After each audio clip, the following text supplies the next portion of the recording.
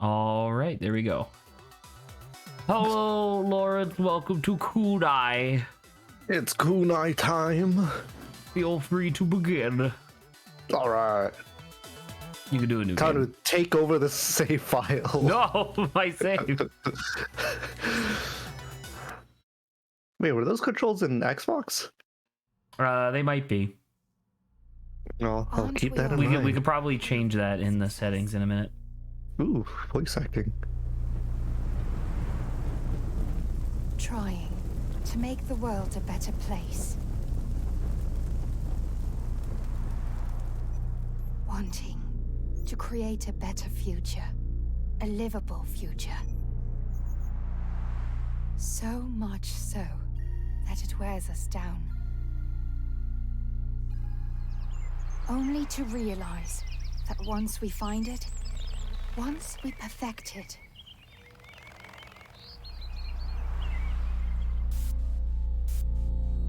we can lose ourselves in it.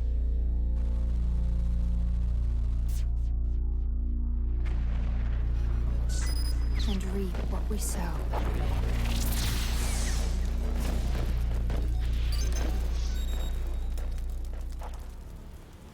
There's no going back.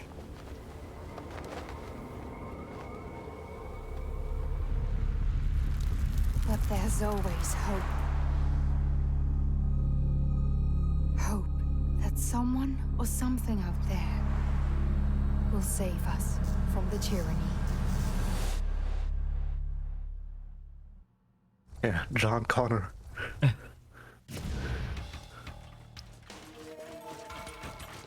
is this a squad? I'm up and running. What, you want to do voice acting? No. Yeah, Well, I didn't think don't so. Depends how I feel.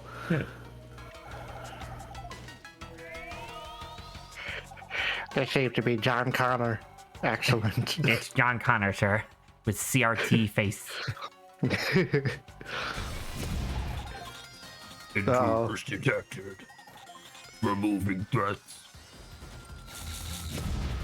Oh no, my gang, squad, no.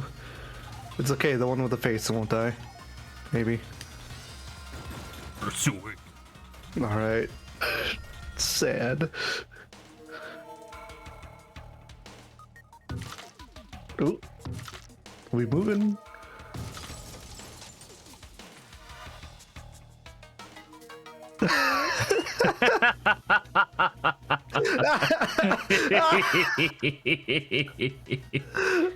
Oh, I'm so happy.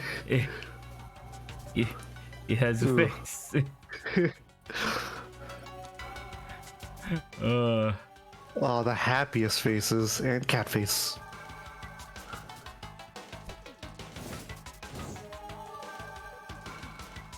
Ooh, friend. Thank goodness. You get the heck out of here.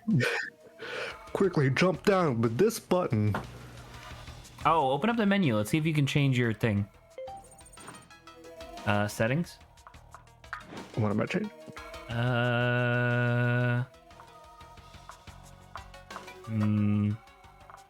Don't think so.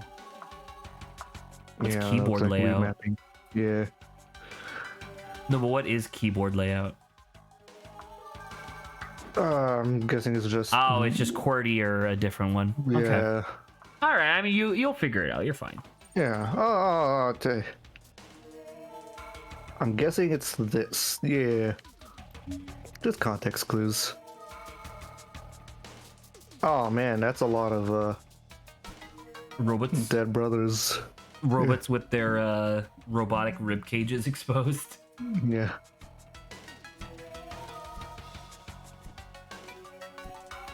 I'm a platformer. Don't you worry about that.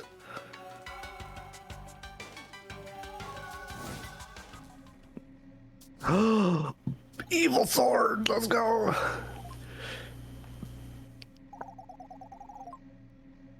Their tiny robot soul. Oh my god, I got angrier. Look at him. Look at your Yeah. face when you slash. Happy sir. Mash it. Oh my god, he gets super angry. I think he has a different face if you jump and slash. No. Okay. Oh, Nice. well. Don't worry, there's a cat. The cat chilling. Hi, friend.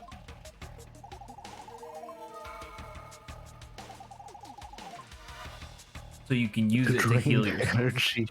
Oh, okay. I'm like, yeah, I'm cutting people. Of course I would drain their energy. That's one way to describe it, yeah. And with a thing. Oh.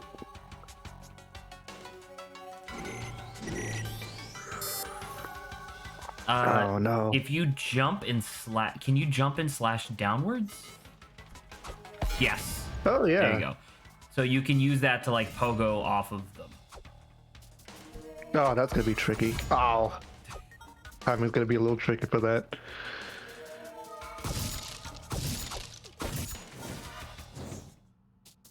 Beep beep. Friend? Nope.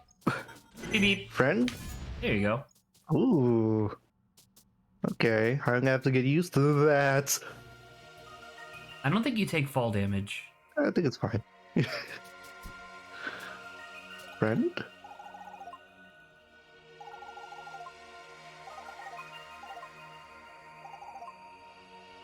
I'm dying. Oh. Shit. Anyways.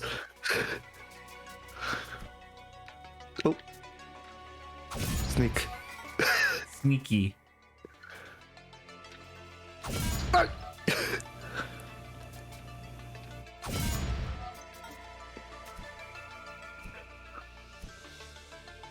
Well.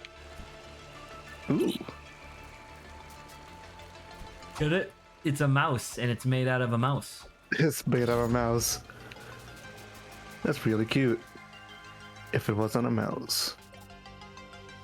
Who's So this game, in case it's not aware just quite yet, it's a Metroidvania. So these are Oh, your yeah, Metroid I'm style feeling like that. checkpoints. That was a big old checkpoint. Hold on. Dude, fucking Oh. sick jump. I got some heights. Got some legs.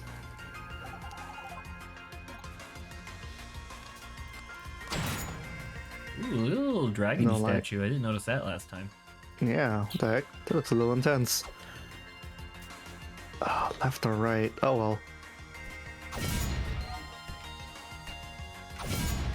So, Oh. we got a comment on one of the old VODs yesterday. We did? Yeah, Which VOD? Well, first off, there was two things. One, you can kind of see it, and I assume that they're a real person, but oh, careful of that guy. He deals a lot of damage real quick. Yeah, like that. Oh, boy. You do explode. We got a follow last night, and it was like 1 p.m. or sorry, 1 a.m. my time.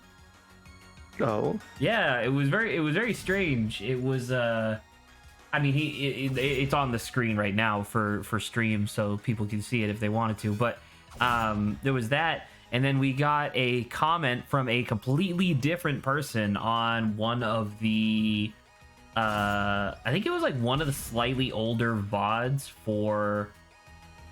Well, it must have been for Ghost Trick because oh, nice, wow. Wasn't even trying. They said in the comment where you remember Temsic? Nice face. Yeah. Yeah, Temsic Park. Yeah, they said where Temsic comes from. Oh. Apparently, so Temsic backwards is Kesmet, I think. Okay. Is Kismet Kemsic? Let me see. Temsic Kismet sounds right. Kismet. Yeah, so it's Kismet. And I believe, I'm going to look it up again, but I believe Kismet was...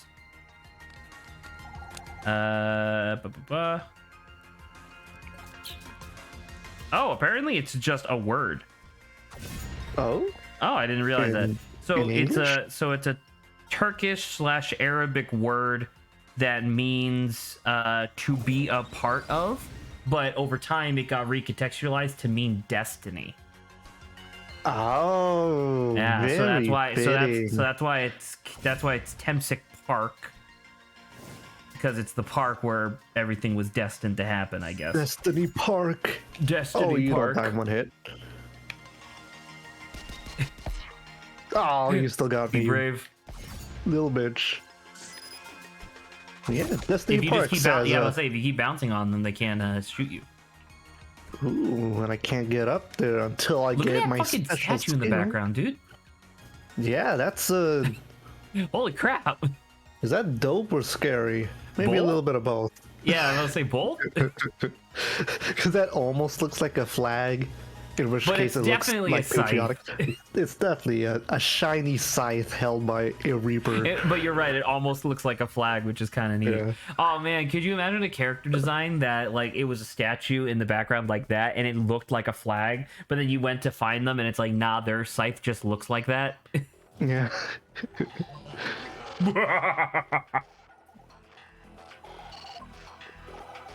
But yeah, that was like a pair of really nice surprises yesterday. Oh yeah.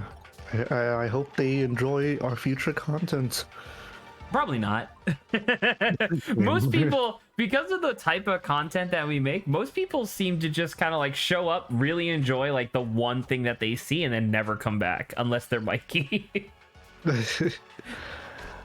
I mean, we do switch games all the time. Correct.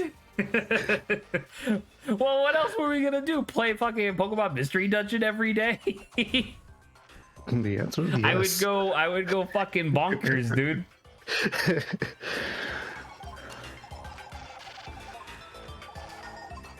Experimental weapons, say less.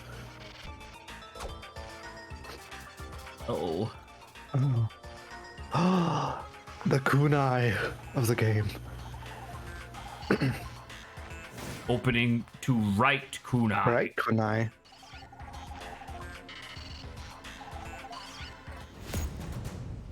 Yay! Yay! Then you have right trigger. Is this? Ooh, okay, that's dope.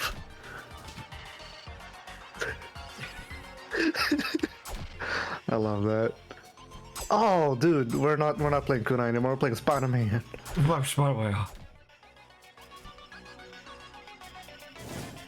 then, Oh, it is wow, just and then you left got your kunai. left kunai like Oh my god, I immediately. didn't expect that. How convenient. Oh, now I'm in. Ooh, okay.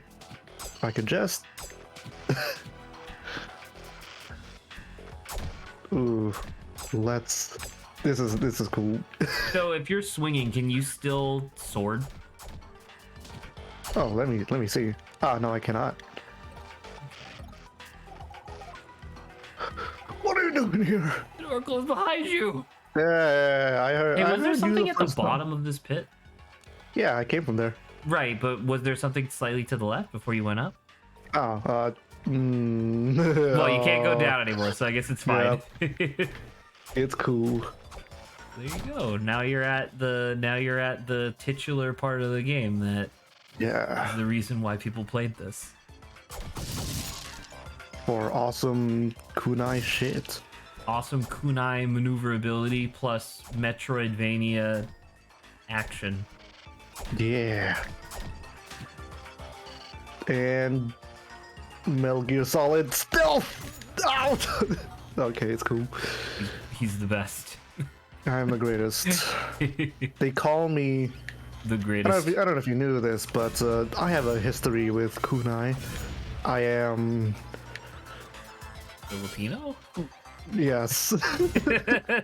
I don't quite know what you're getting at there. I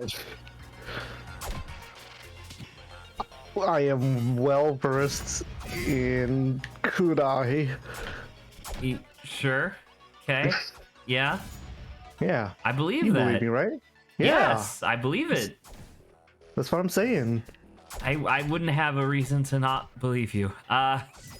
Anyway, no, it's just trying to distance for the topic. No, See that? I'd be so Sorry. pissed if I was one of those guys. Yeah.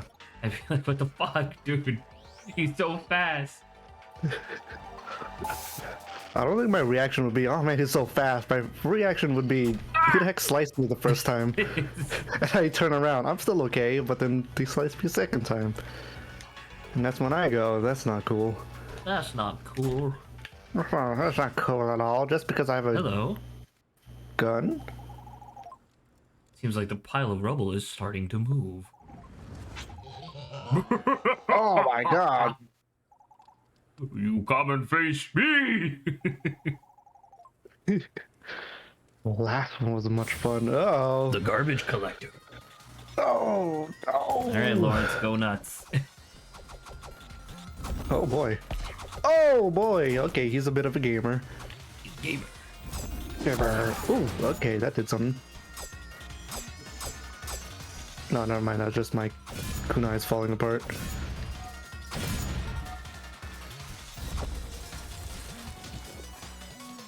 This Rocky is about to drop. Oh! Okay. Okay, I got you. I got you, buddy. Listen, ow. Never mind. Listen, I ow. Oh my god, alright. You know what? I'm gonna stick to the side.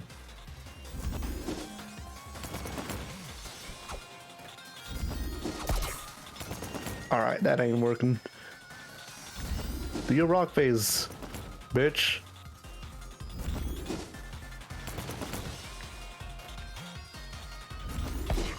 Oh, okay, that hurt. You could jump and hit him as he dashes. Oh, as he dash. Okay. It's like I was doing it. Okay. It's like when he was charging in, I was just like, yeah. When And that he didn't was work. charging in, he was a little too fast for like your reaction Yeah. speed. But if you just jump, he just doesn't hit you, right? Totally fair. Yeah. And then you get this. That works too. Yeah. You bitch. Do it again. Alright, do it a third time. Okay, that's a little He early for baked me. you out. Man. Ha! No! There There you was go. once again, not to re-harp on the same topic from yesterday, but now that I have like curated my r/all a little bit better, I really enjoy seeing. You can go get them. I I thought you really were just enjoy gonna drop in the seeing middle. the posts. Nice, good job. I enjoy seeing the posts of people complaining about Elden Ring bosses because it's You were? like somebody did a meme where it was like, oh, don't forget to get those, they'll disappear over time. Yeah, you got money. Anyway, the person was like, boss in a normal game, I wind back and I strike. Boss in an Dark Souls game, I wind back, I step forward, I step back, I fake swing, and then I real swing, and then I do 3 more real swings because I hit you. It's like it's so clear that they were salty, but it's so true. I can't think of many other games where, hey, is there a tunnel to the right? It doesn't look No? accessible. Okay. Yeah. Oh yeah, that's Oh, you that's can real good. heal. You get a heal. There you go. That is funny because they do that, and it sucks. I'm trying to think. I can't really think of many other game franchises that do that sort of thing. And like a boss that will actively fake you out on a regular basis. I don't know. All I could think of is Dark Souls for doing that sort of stuff. I think there's a couple Or Elden Bayonetta Ring. bosses that do that. Yeah. Yeah, I think so. It really is mostly just Dark Souls. Yeah. Dark Souls. It's always the slow swings that get you. At least for me. I think one of my favorite parts of Dark Souls 2, once again, I didn't actually play it, but I watched like full playthroughs of it, one of my favorite parts is that towards the end of the game, there's a long period of time where it's a bunch of enemies that require like split-second accurate like dodges and stuff. Oh. And it's been and at this point in the game, it's been like that for a while, right? But then you get to the like halfway boss of the area, and the halfway boss is all slow swings. Oh no. But it's slow swings where he does this like big wind up and then does a slow swing, and by that point your brain is on like hyper mode where it's like I gotta dodge this because he's gonna hit me. Yeah, it's tricky. Do I have to go all the way? Oh, hold on, Yes, you wait. have to go all the way. You have to go all the way back to the beginning. There was a cutscene where it showed you that the door that locked behind you at the very beginning opened again. Oh, Yeah. that's the thing. 'Cause, like, I was getting a little too far back. I'm like, is this the way? Yeah, because you know it's a Metroidvania, so like you'll Yeah. come back here later with more tools. Yeah, it's just. I think it's left. Don't have too much experience with Metroidvanias. Not that it tracked from this game, but I'm thinking about it now, and I'm like, what are we gonna play after Pikmin? Because I'm not gonna lie, I'm having a fucking whale of a time with Pikmin. Pikmin 2 and then Pikmin 1. We go backwards. I don't own them. Well, Never saw anyone come up to the very war. How'd you manage that? I don't A remember. garbage collector. Yeah, are those the kunai? Title screen. Yeah. It's like Invincible, where right before a character says Kunai, yeah. it's just splash screen Kunai. Is that the da da da da? da? Oh no, Quantum Forest. We never escape from quantum shit. It's always here. It's always here. When you're not looking at it. It's true. The reason I ask about like what are we gonna do after Pikmin is because like you're doing Kunai now, right? You're gonna get like decently far in this game within like 4 hours. And then when Saba comes back, she's gonna be doing Yoku's Island Express. Then you're gonna do Grime, and then I think I'm gonna have Saba do the Forgotten City, because I realized that like despite the fact that I consider the original Outer Wilds playthrough that we did, despite the fact that I consider that to be your and Saba's playthrough, you were on controls. True. And so the Forgotten City is another like time loop game. And so I was like, you know what? Let's have Saba be on controls this time. Oh hell yeah, dude. Cause she mentioned her playstyle with those sorts of games when we were reviewing Jesse and Grant's playthrough. It's actually where she's- really funny because I think that the Forgotten City would have been more appropriate for Grant and Jesse. Yeah. Yeah, it's still clever. It's still really interesting, but it's a lot less reading and a lot more just like really good world building and like character writing. So, like a lot of the details in the Forgotten City that become important over time are things where it's like it becomes less about like what is this person saying and more about like why is this person saying it. And that sort of stuff just comes intuitively to a lot of people. Whereas, based on my history playing games with Saba, that might be a little difficult. But I look forward to seeing fucking sick, dude. You did it again. Yeah. It's just a bunch of money. The master of coincidences, I. The master of coincidence. My favorite political position in Game of Thrones. Yeah. The master of coincidences. Oh, you're doing that. Masters of Masters. The video Oh, shit. ideas. I saw that Jesse posted 2 video banter ideas Yeah. yesterday, and I'm like, man, I'm happy that he's enjoying himself. Yeah. I'm about to say, how do you feel about his place in the stream? Because I am enjoying his company. I think he's a really interesting addition to the group because Hello, like Earl. can you is there a word? Oh, it's a save point. Is there a word for like a spice that doesn't necessarily amplify the taste of a food, but it just makes all of the present tastes more palatable? I don't know if there's a word for it. Can you kind of see what I'm getting at? Where it's like Jesse, he's not like he's not bland, but he's like a suppressant to a lot of like the more crazy things going on when we're doing like banter streams and stuff like that. And I really appreciate that. You know?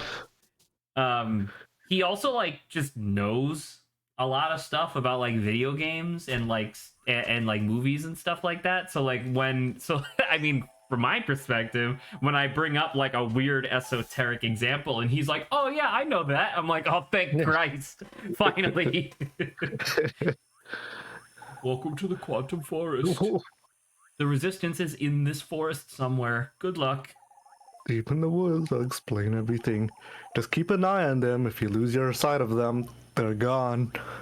And you gotta find them again. Oh boy. Oh my god! Nice. Gorilla does this robots. Okay. You can bash every single one of I can't trust those. them. Yeah. By the way, vines will delay your falling. Yeah, I noticed that. Okay, just making sure. Yeah, I'm like, hey. So yeah, I don't know. Like, obviously, like I'm trying to think. Like, obviously, the last like guest that we had on stream prior to Jesse was Colin. Yeah. And Colin, like, booked it as soon as. Actually, we weren't even done with the Pathless playthrough, and he had already left at that point. Look at that. So you can keep jumping while in the vines. Because that's how vines work. Yeah. It's I've been to the jungle, I just jump. I just keep jumping. Which, once again, that's not me disparaging Colin in the slightest. It was more, just an observation. But then, like, Jesse just being like, oh, Pikmin. it's like, all right, sure. I got no problems with that, really. Like, the more the merrier. Well, not too much. There are definitely 17,000 people, the merrier. Oh man, this could be a tricky jump there. What do you think would make this easier?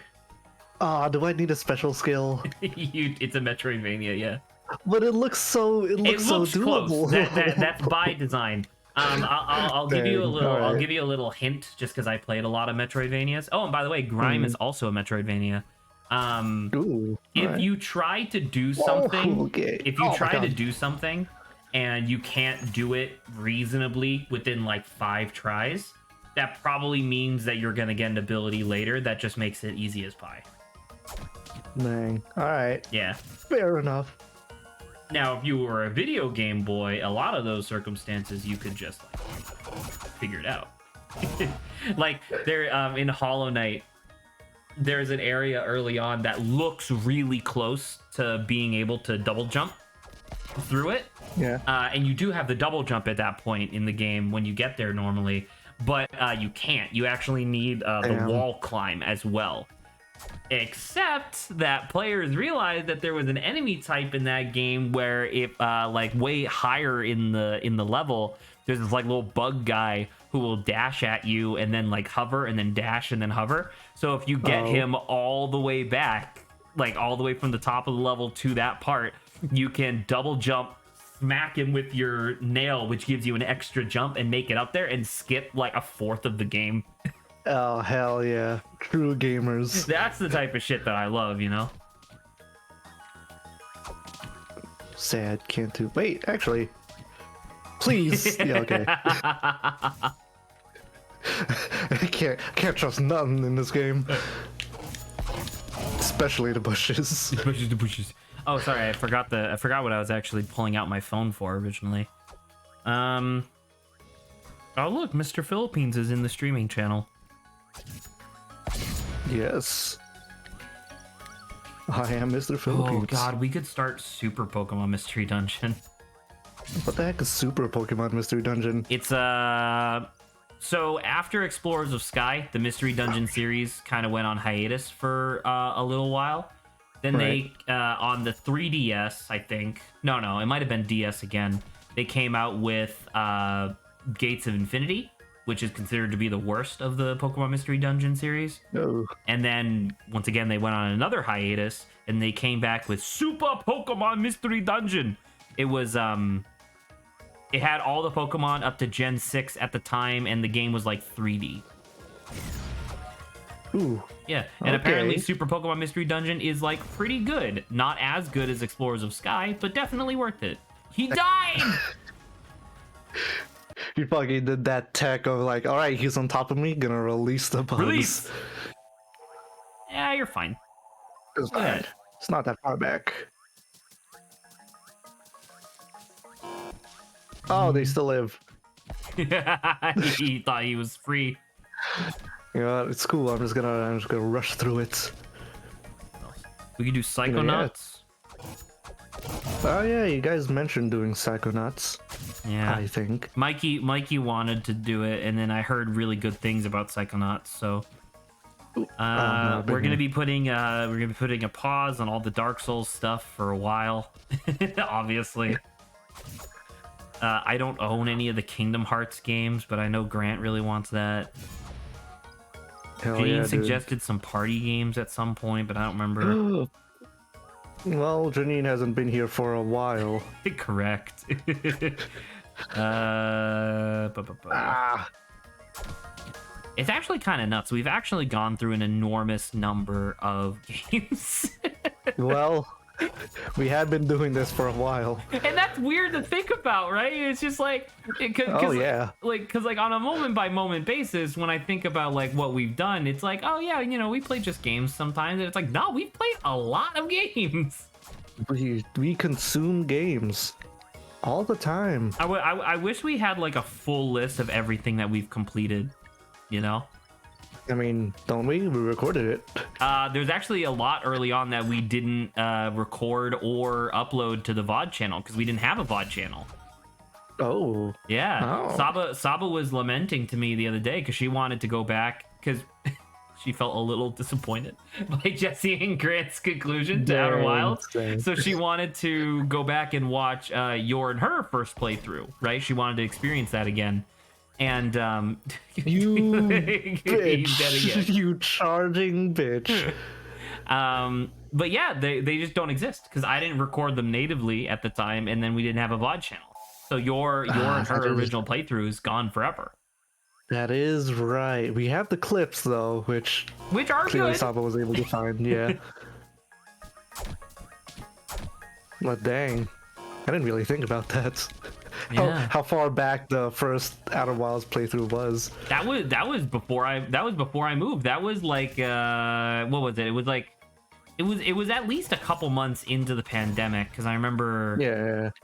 because it was after spring break, and you and I had already established the pattern of like, all right, don't get fucking sick before you get Yeah. here.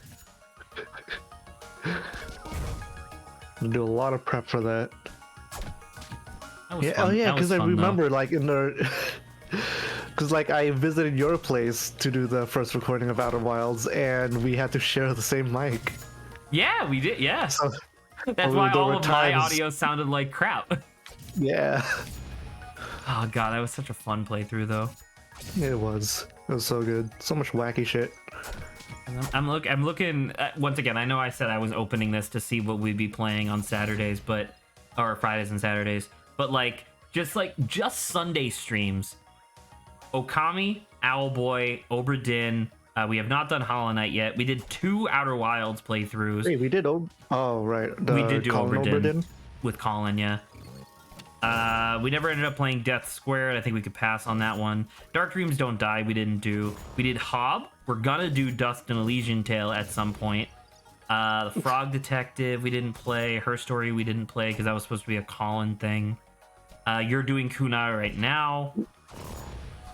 And then we did Cuphead. And that's just from the list from, how old was this list? This list is from May 24th, 2021. Dang. We getting through games. There's so much. There's so much. Oh, hangout mode. Remember when I was trying to do that? Ah, yes. We got some cool stuff in there. We did, what did we do? We did Minute and we did Firewatch, right? And then we did Adios.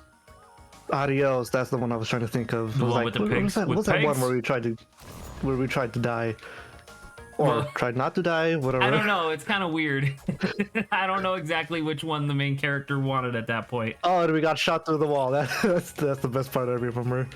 And even after like we reset the game, Yeah. we got shot through the wall. You did Titan Souls. We never ended up playing Smile for Me. I still want to do that. We ended up doing Split Second. That's true. We never ended up playing FTL. I still want to do that. Dicey Dungeons. We could probably pass. We did Heat Signature and Gunpoint. You did those in one stream at one point. Heat Signature, yeah.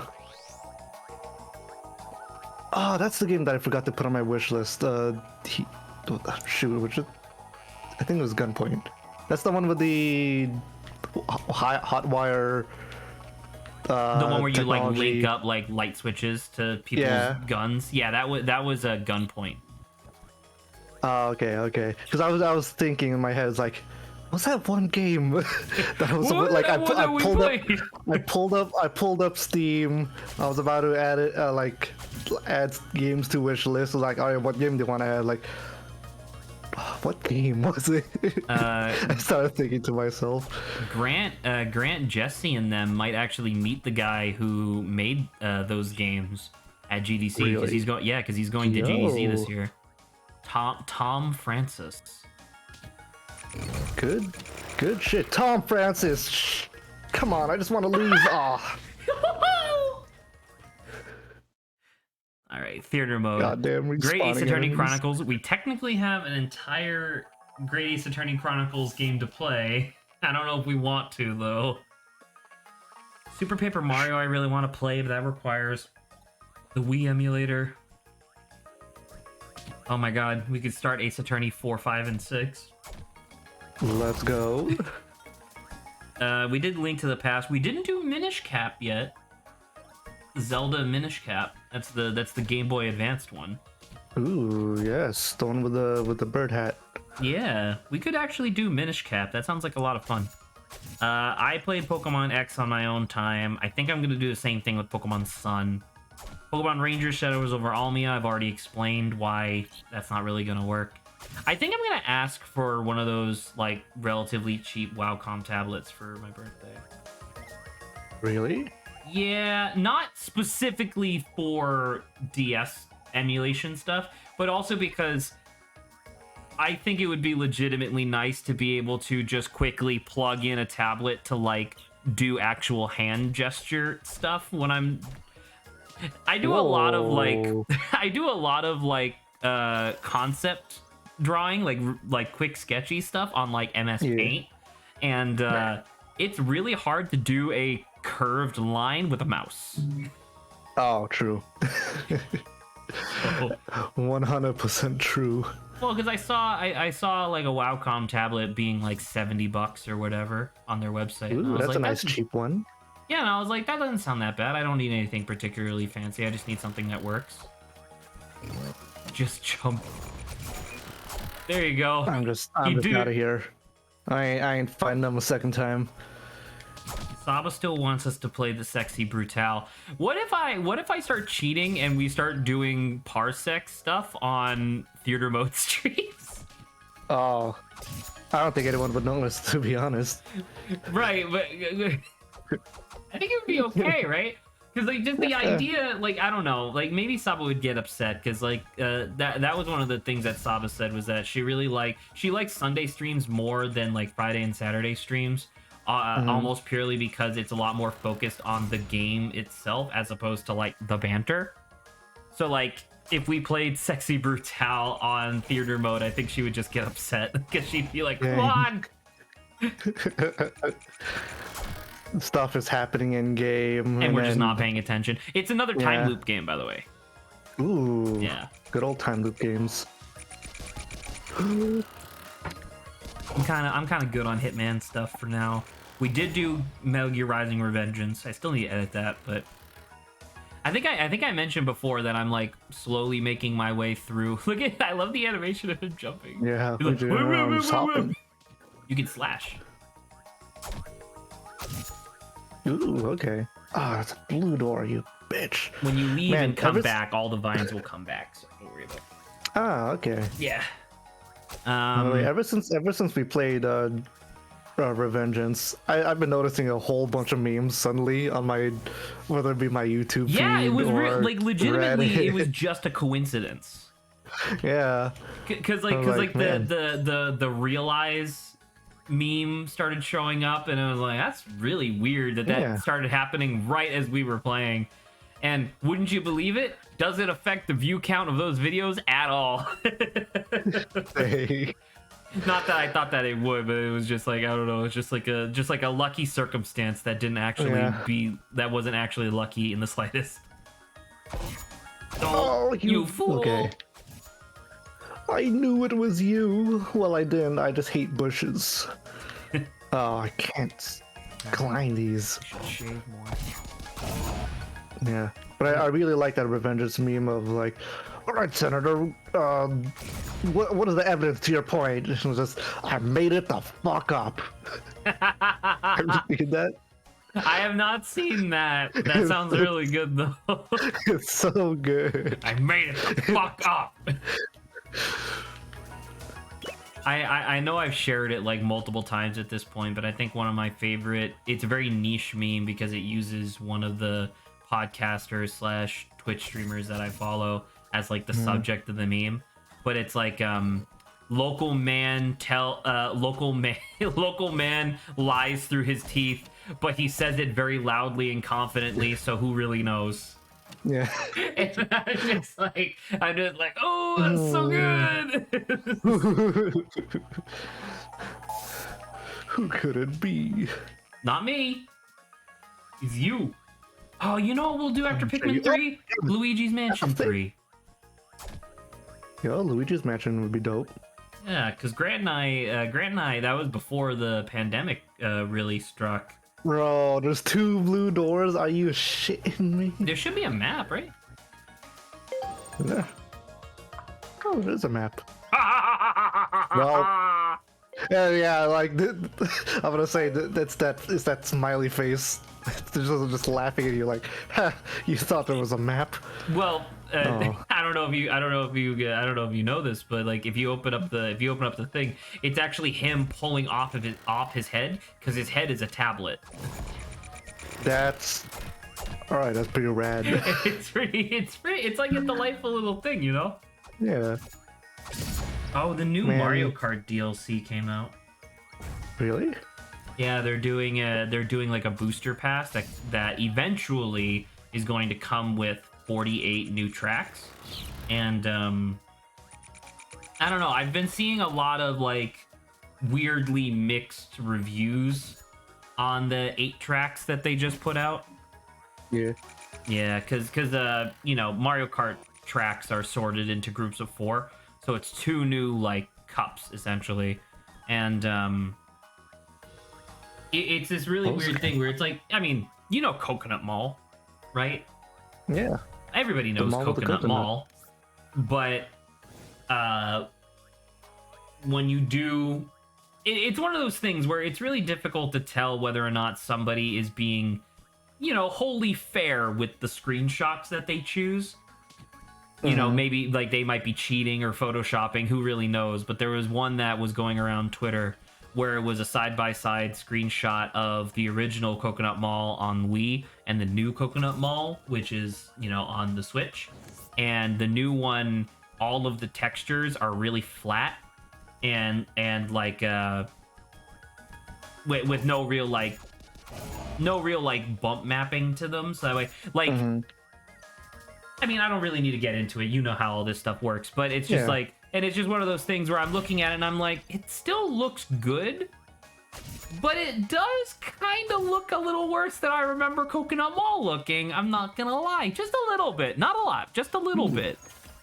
You do have to be careful of those screenshots, unless they're like, because they gotta be good screenshots and even screenshots. So what I suspect, what I think, is that because obviously, because I don't know if you remember this, but the Wii was standard definition, right? It could not produce an HD image.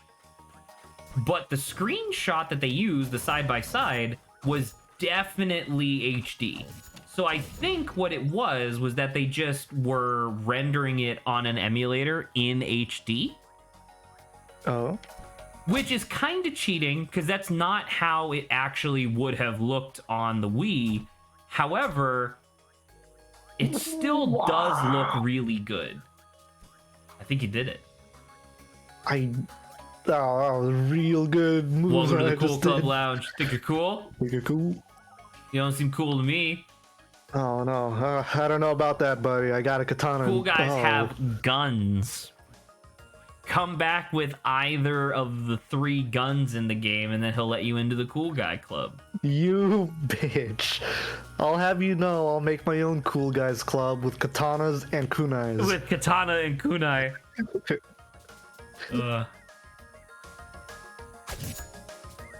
Was that, and then I theorized this to Saba, and I feel like it could be tough to traverse without one. Oh, thank you. Go find my friend Dave. Alright, that a message, Dave. Hey Dave, I need a map chip. I'm heading west into the disconnected woods. Alright, buddy. That's to your left. Let's go.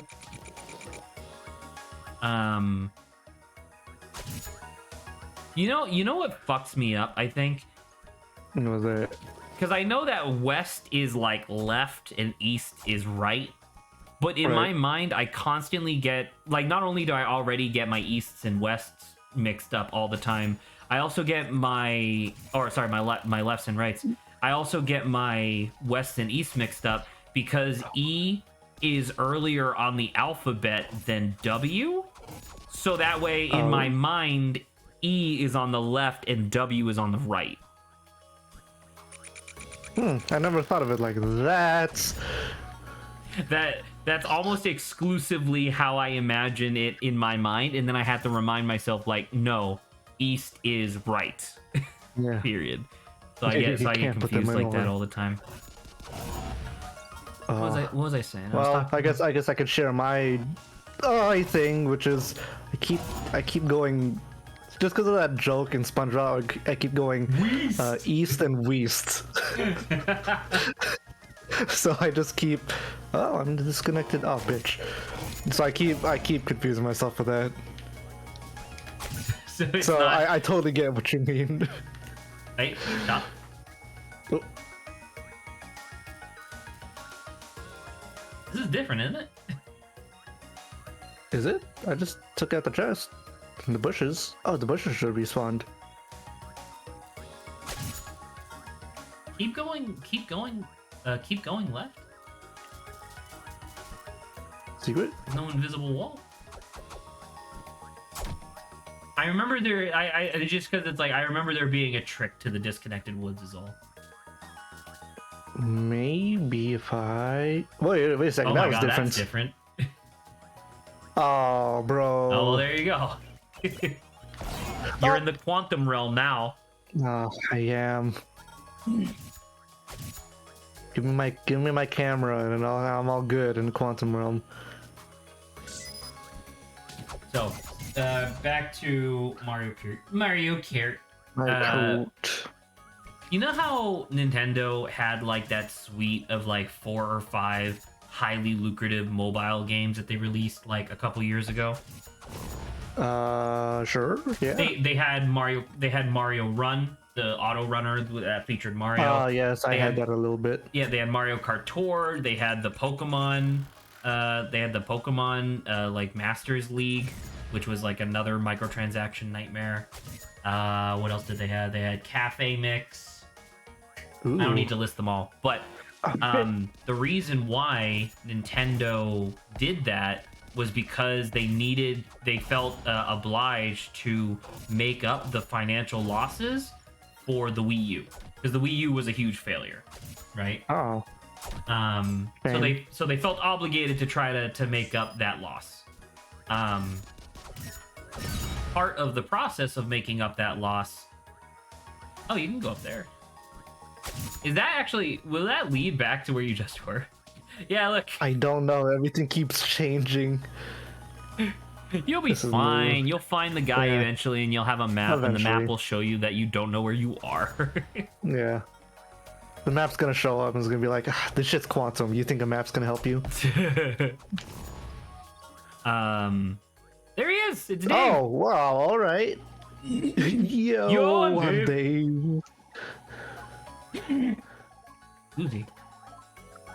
Anywho, so they did all the mobile stuff to make up the difference, and they have since more than made up the money, right? And largely because the executives at Nintendo don't really understand how the mobile gaming market works, they're trying to like back off of a lot of stuff. Oh yeah, look at that. The disconnected woods. It is disconnected physically from the rest. But it's actually not quantum. It's just all the maps look similar. Yeah. There you go. Man.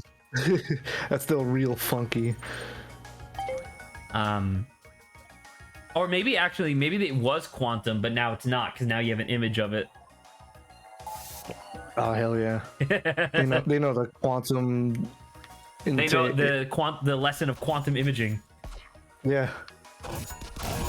So anyway, my theory that I stated to Saba was that I think that the point of this Mario Kart 8 booster pass in the long run is going to be doubling down, like double dipping on the Mario Kart Tour maps that they made for the mobile game. Because of the 8 that got released in this first of 6 waves, of the 8, I think either 4 or 3 are from Mario Kart Tour. Oh. Yeah. So it seems like, for example, because everybody wants fucking Coconut Mall, obviously.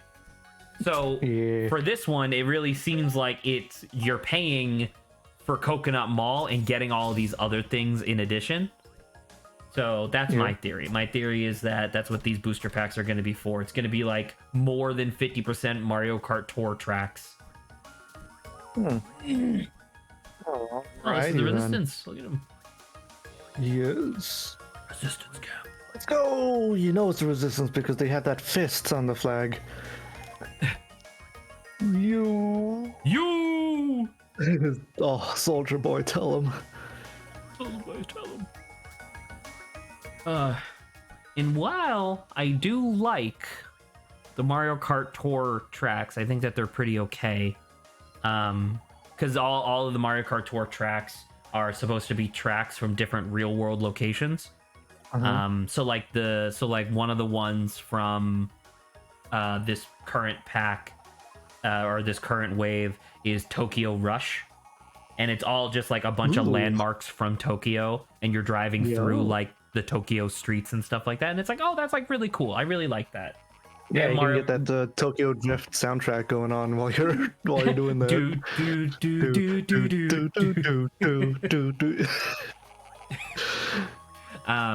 Mamonkus. Oh.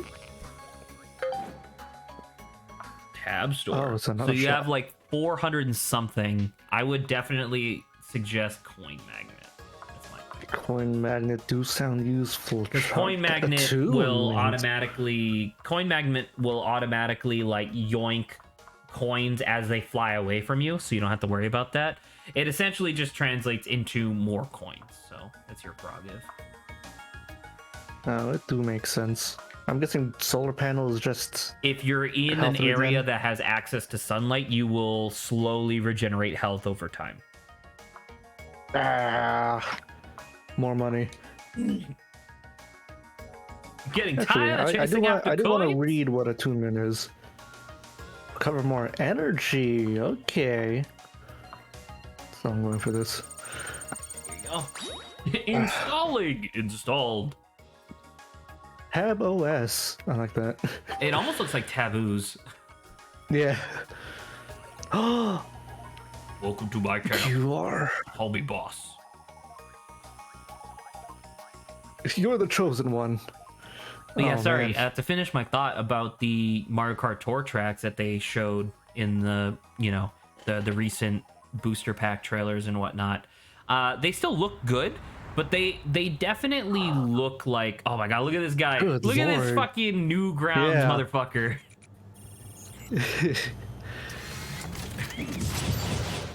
It's that captain dude from Owlboy.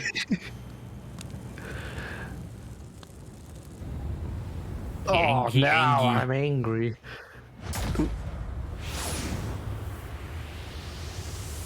You wish your kunai could go that high. Yeah, lies. All right, have fun. I'm just happy. Not a problem. But yeah, so the Mario Kart Tour tracks, they look good, but they definitely look like something that was made for a phone. A lot of like the elements on the map are really big, like really big and poppy all over the place. But the actual like complexity or detail in the maps themselves is pretty low. So like the one that I was just talking about, Tokyo Rush, the main like feature that you see, because it's your starting and where you lap and whatnot, you got crushed. The main thing there is a giant like papercraft lantern, like paper like Japanese paper lantern sort of thing. And it looks really cool because it's like this big ass lantern, and it's like, oh, that's a cool thing to drive by. But it's like, you look at it and it's just like a cylinder. 'Cause you know how like a paper lantern has like the rings on the inside of it, and there's normally like a little bit of texture and depth to it. You look at it, and it's like, especially since there's a light in the inside. yeah, it's just a cylinder. Really. Just a friggin' fraggin' cylinder. Oh, you know, I forget this dude. Yeah, but say just go, dude. You're auto scrolling. Nice shot. Cameraman trying to kill me. I can't believe it. Oh, wait, save! What, did you try to save the mice? Yeah, they're free now. I left a gunman up there, but like, oh, fuck. never mind about that. You decided to come aboard, huh? What are you waiting for, you filthy swabs? Get that tablet! See? Told you it was an iPad. I am Mr. Tablet. Ooh. I'll just use a recharge station, Captain. That intruder thing.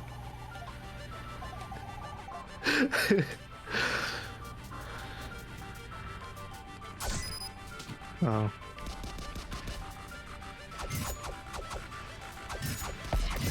Oh. What other maps do you have other than the Tokyo map? You know what? Let me see. Wait, do you mean in Tour or in this booster wave? Let's go both. Okay, let me see. MK8 booster maps. I know they have like Choco Mountain. Oh. Useful. New life. Let's see. Well, I guess I'm just avoiding those guys. I'm gonna need to blow my nose in a second. This room.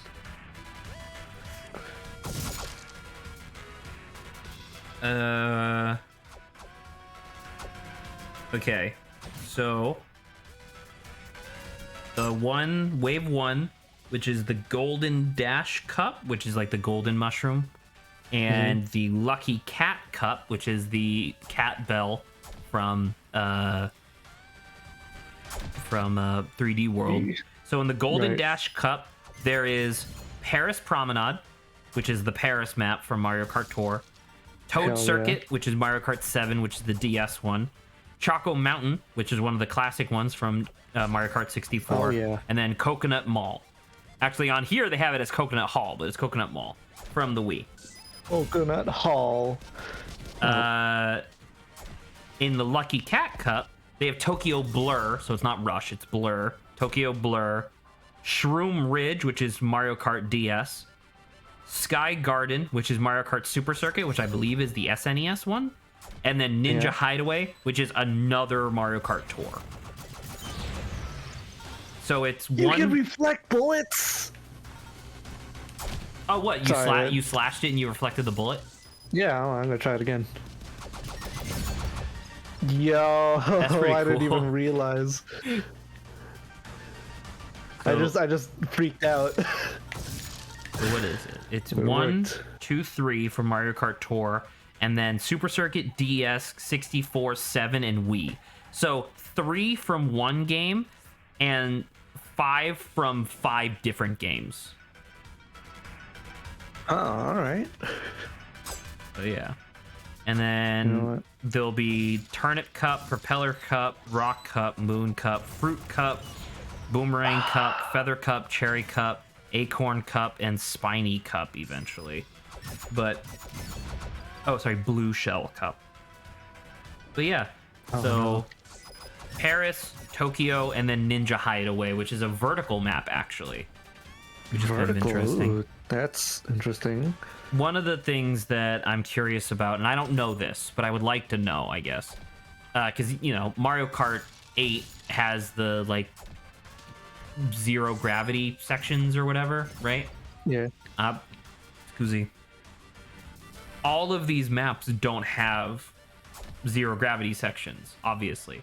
So I wonder if they retrofitted some of them.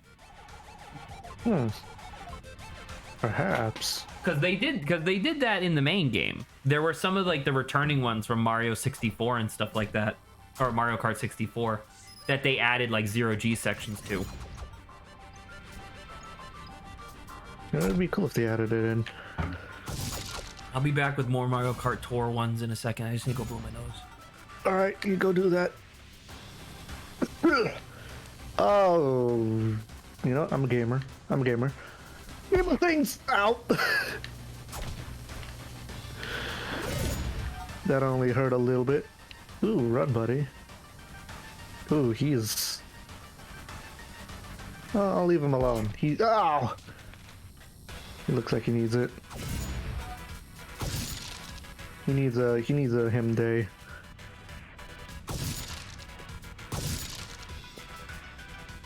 Hello, I have returned. Welcome back. Welcome back. Okay.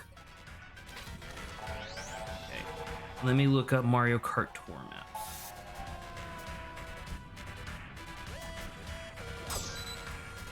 Introduce. Oh shit!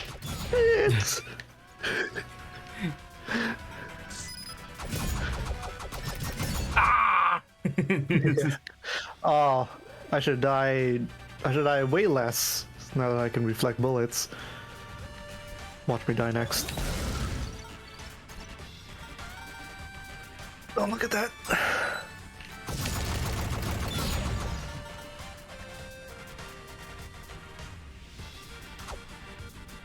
Oh my god. Okay, so it seems like the main way that Mario Kart Tour monetized itself was with character skins. Like there was a lot of like costumes for characters and whatnot. Oh boy. And by releasing like special and holiday versions of maps that already existed. So one of the ones that is definitely going to be in these booster packs at some point is New York Minute. All right. Right. In Mario Kart Tour, they have a Christmas version called New York Minute Holiday Tour. They have a 1-year anniversary of the app, which is New York Minute first anniversary, second anniversary, and then they have 4 different Tokyo Blurs. Okay. They have Tokyo Blur, New Year's Tour, Summer Festival Tour, and then Mario Tour, celebrating like the Mario anniversary. And then Tokyo Blur 3, which is the same as the Summer Festival, had a minor edition which added statues of Mario and Peach everywhere, because they had a mini in-game event where Mario and Peach were competing to see who was the better racer. and the idea was that you picked a team, and whoever got like the higher score at the end won. So that's Tokyo All right. Blur, which is already there. Paris Promenade only had 3 versions. It was Paris Tour, Valentine's Tour, and then Paris Tour updated, whatever that means. There's London Loop, which looks like London, Ooh, obviously, okay. and then also uses the subway system. That's why it's called a loop, which is kind of neat. That's They have super a cool. Halloween version and a Baby Rosalina celebration version, Ooh, okay. because that's where they introduced Baby. That's where they introduced Baby Rosalina for the first time to the series, at least. Oh, okay. They have Vancouver Velocity. I'm gonna be honest with you, I don't necessarily expect this one to come back. Okay. Got like a big hockey rink. That's kind of cool. Ah, yes. Oh, Canada. Los Angeles Laps, which is the LA one. Oh, okay. Time to role play as characters from Fast and Furious. They should really have a like a San Francisco one instead, because San Francisco at least has like the iconic bridge and the trolleys and stuff. Whereas like, what does LA have? Gang violence. Yes. Come on. But I was gonna say I totally expected San Francisco to be there. It might be. It might be later. There's still more on this list. Yeah, because like it's like there's a bunch of hills and swirly streets and all that. Like that sounds like a good fit. The first on this list that isn't associated with a real world city is called Merry Mountain. Literally just like a Christmas mountain descent map. All right. So there's that. Gonna visit Mr. Grinch. Berlin Byways. Apparently they had to get rid of the first Berlin Byways, and they came up with a new one where it's the city of Berlin and it's a water map. It's a lot of like rivers and canals that you travel through. Okay. Oh, come on, I thought I was fine. Oh. Cool, I'll get this eventually. Ninja Hideaway, which is the third of the Mario Kart Tour maps, as that I had already said made it into the booster pack. Sydney Sprint, based on Sydney, Australia.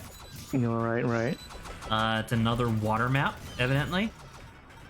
And then Singapore Speedway, which admittedly looks really okay. cool. It's a night map. Ooh, I love night maps. And then they have some remixed versions. They have Mario Kart Circuit Remix, Choco Island Remix, Rainbow Road 64 Remix, Rainbow Road N64 Remix. Oh, this is just a redo of the previous one. Ghost Valley, Vanilla Lake. So yeah, Chocolate Lake. they got Calamari Desert, Frappe Snowland, Choco Mountain. Actually, so Choco Mountain in this particular context might have also just come from Mario Kart Tour. Maybe. because it's already in Mario Kart Tour. You're totally right. What were the other ones that I said? It was Mario Circuit, Ghost Valley, not Donut Plains. Nah, I think the other ones are fine, because there's no Coconut Mall on here. Not yet. Calamari Desert, Choco Mountain, Castle, Sky Garden. Dude! They're actually just taking the things from Mario Kart Tour and bringing them over. Oh, okay. Because Sky Garden is here, because Sky Garden was in Mario Kart Tour. Yoshi Circuit. Wait, no, that was already there. Luigi's Mansion, Waluigi Pinball, Airship Fortress, Mushroom Gorge, DK Summit, Maple Treeway. Oh, okay. So never mind. Coconut Mall is a new addition because they didn't have Coconut Mall in Tour. They had Maple Treeway, DK Summit, and Mushroom Gorge. Oh, okay. Which Maple Treeway would be a really good addition. You remember in Maple Treeway, they had like those big. It was like the big, like tree limbs that you would like drive across. Yeah. Imagine a version of that map, but you could drive on the underside because of the 0G. Ooh, that'd be cool. That'd be great, I right? love that. Lord. It's okay. You got time. You got time. You can figure it out. There's so few grabbable. See, I'm gonna start back here.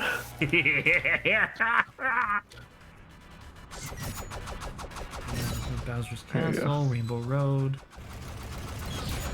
Drivers? There's a list of drivers. Oh my god! Please tell me Vin Diesel's there. No. But Dang. I'm gonna send you I'm gonna post in on air a picture. You gotta look at this. All right. Hopefully my Discord will auto scroll while I'm still playing. Okay.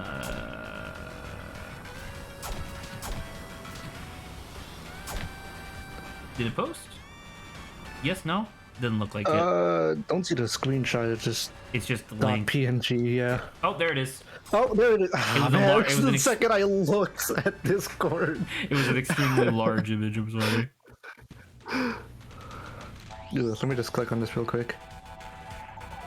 Those are all That's a big cast. those are Oh, no, all they're- of the fighters that are available. You'll notice that a lot of them have costumes and a lot of them Yeah. have different rarities associated with them because beyond the like defaults, which are in gray at the beginning, you had to buy loot boxes to get the rest. Oh boy. This one, But I I'm just not want gonna that lie, top some hat of these costumes Waluigi. are really good. Like you see Rosalina in like that witch's outfit. I'm like, hot dog, dude, that's awesome. No. I'm looking at Waluigi in the top hat, and that's making me go hot dog. Where is he? Is bottom right. Bottom right all the way. Second to Oh, last, where yeah. he has like the top hat and the cape. Yeah. Actually, you know what? Pauline was introduced because she wasn't because Mario Kart Odyssey came out after this game did. Okay, so there's Pauline. I see her right there. How many Pauline skins did they have afterwards? Because I can only assume that she's as popular as Rosalina. All right, I'm gonna count, and then I'm gonna have you remember the number that I count to, and then I'm gonna count Rosalina to see which one they made Alright. more skins for. Actually, or Peach. Could be either or. Or Peach. So there's 1, 2.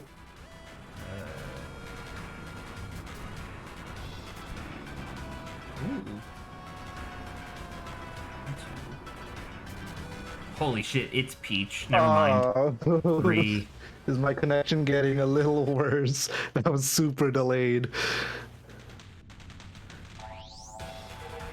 Hopefully that was just that one. Okay, it's back to normal.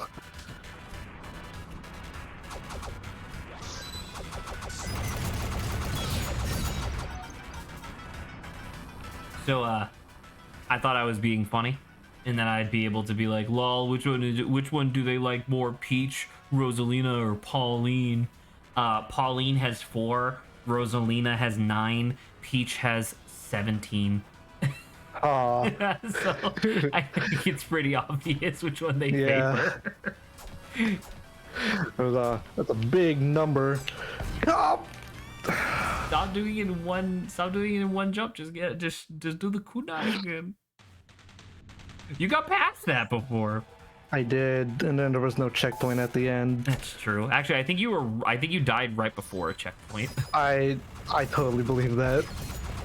That's so unfortunate. Please pay me in red coins, please. Yes, Holy Captain shit. Talk. When playing online Mario Kart Tour, if your phone was on power saving mode, you had an enormous advantage because it wouldn't render a lot of like foliage and stuff that was on the maps. Oh my god. So you'd have an enormous advantage against those that were rendering those things. Nice, good shot. Because you'd be able to like see around corners. Wow. It's the exact same thing as like professionals play Fortnite on like lowest settings. Yeah. Or PUBG, all those other Yeah, PUBG, Battle same Royale. thing. Do this again. I don't. Staff Okay. reception. I want to see reception. The beta had mixed reviews. Initial release was a lot more popular. Monetization update became very bad. People described it as freemium greed and ruined by microtransactions. It went from mixed to negative over the course of a long time. Its monetization changed to a pure gacha system eventually. And then in 2020, they changed it so that way you could actually buy individual costumes and maps and stuff without having to do loot boxes. And then people started feeling better about it. I'm gonna say, if you're gonna be an ass and do microtransactions, at least make me pay for the individual items rather than loot boxes. Ow. I think it's so disingenuous that like developers call loot boxes and gacha stuff like that microtransactions, because I know that they literally are, but it's such a different thing. Yeah. One of those bullets went right through you. Hey, what was up and to the left there? I don't know. Up there? I came from there. Oh, that's where you came from? Yeah, up here, I don't know where this leads. Oh, wait, hold on. I've been here. Yeah? Wait. No. No.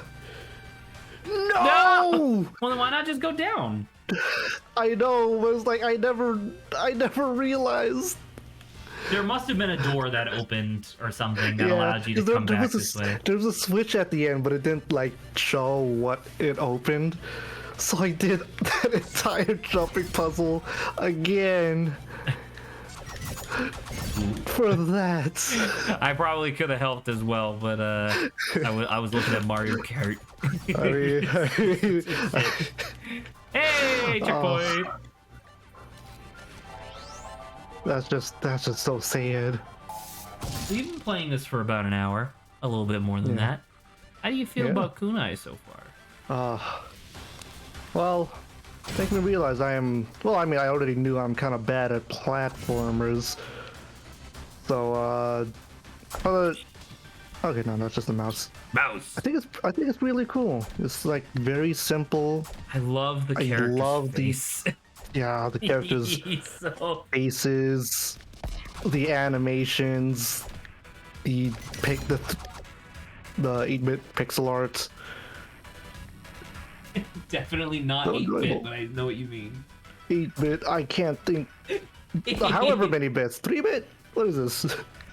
Oh, you're talking about like the color? Yeah. It's definitely more than that, but I know what you mean. It's a very simplified color scheme. Close enough. Yeah, because you just got the blues, the yellows, which are just your normal environmental stuff, and then your high saturated blues and reds For good guy, bad guy. Yeah. So it really pops out, and there's another switch. And I don't know where that is. Somewhere. Oh, I don't know. I think I know where that is, but I don't know in relation to here. Yeah. I can't wait to unlock more hats, I guess is what I'm trying to say. I can't wait to unlock more hats. Because look, I'm real cute with this horned hat, and I can't wait for more. What's down here?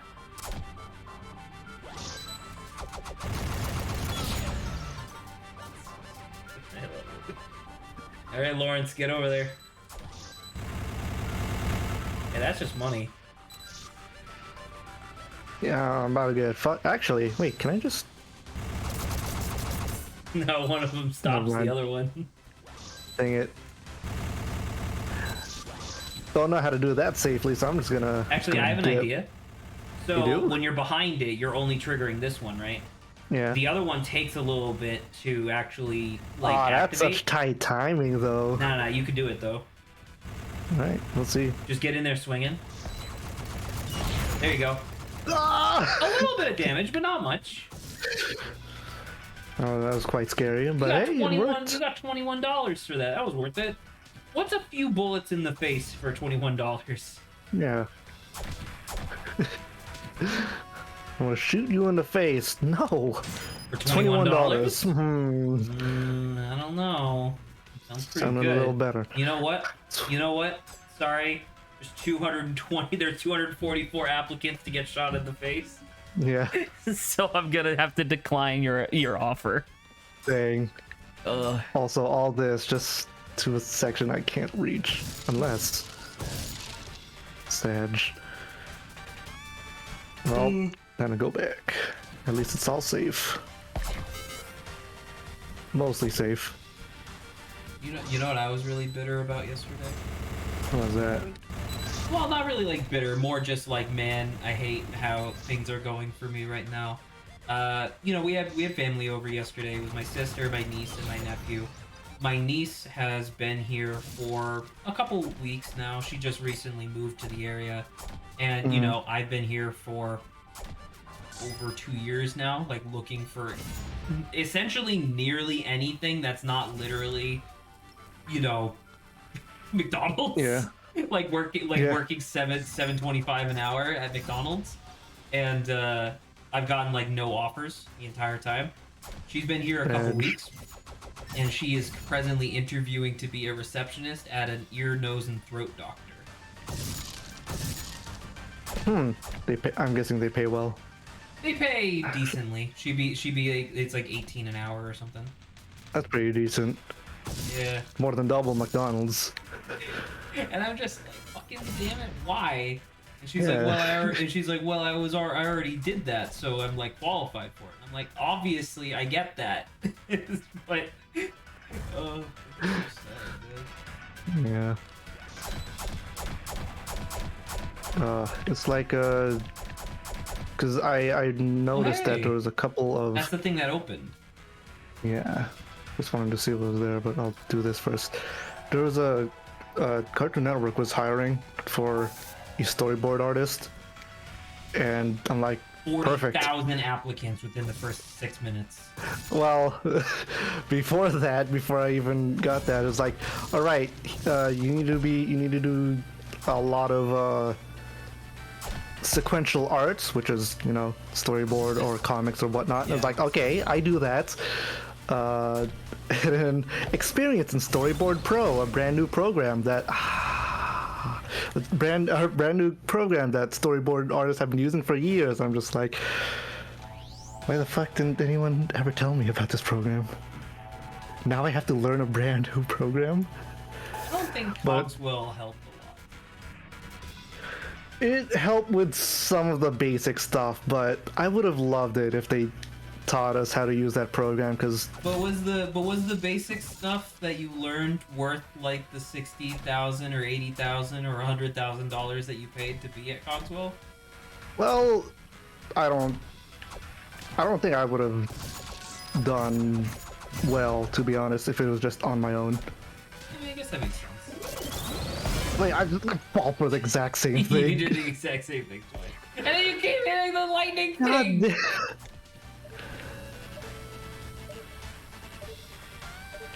Gamer. Fucking hell, thank God. I like the really cartoonish vignette around the side.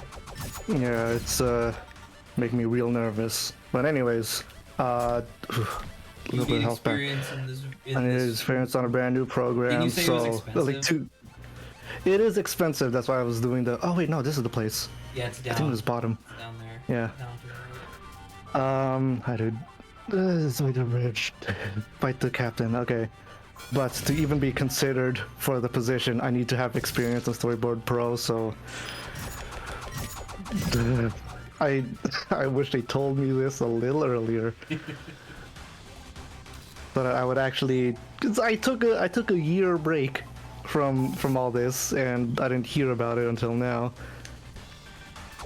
which I guess is partly my fault. But then there's the years in college where that was never mentioned. I'm like, okay, that one is not my fault. Just use Photoshop. Use Photoshop. That's what we have access to. Use Photoshop. Yeah. Funny you say that. I was going to use Photoshop for that automatic that I was working on, but it's just the free Photoshop doesn't handle it all that well. because I didn't even think about using Storyboard Pro until fuck him. Until way You later. don't really need the Kunai guys. Boom.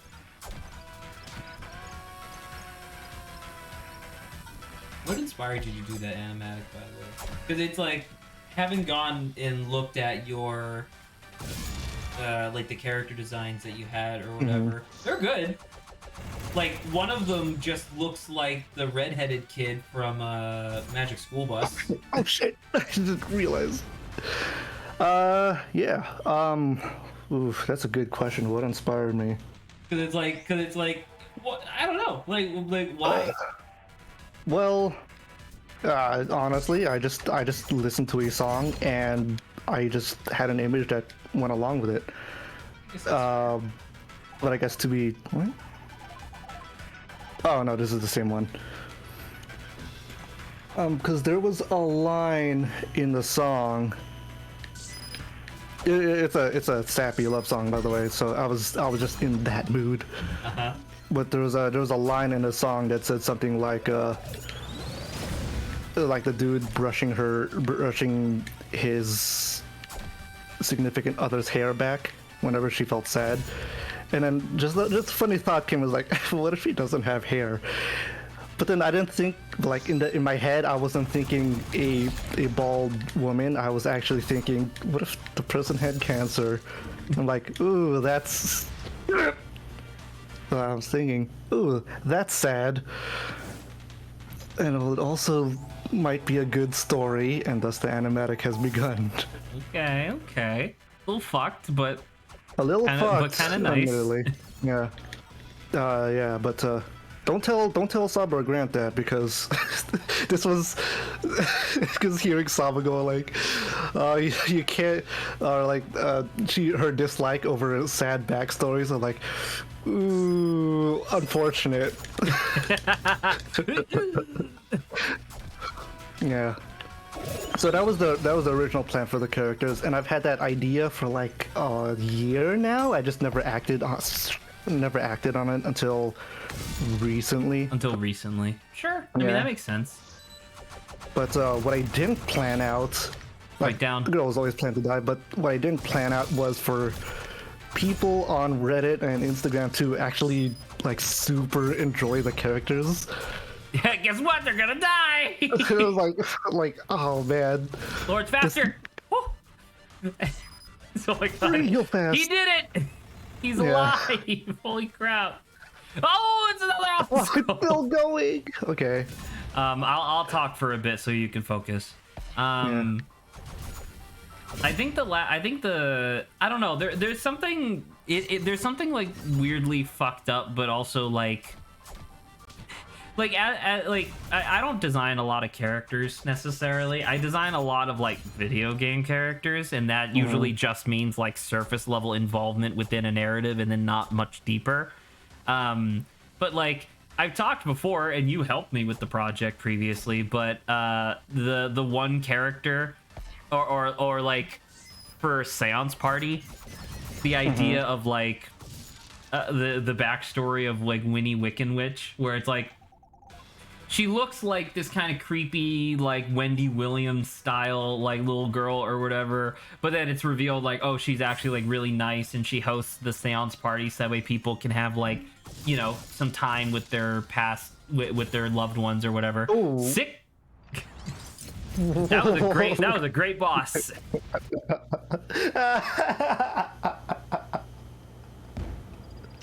God damn it. And the whole thing just starts crashing. That's Man, how when easy it was. I stepped in that room, I was nervous because like, oh man, this is a really enclosed space. How am I supposed to dodge anything? I just throw him out the window. Oh, so good.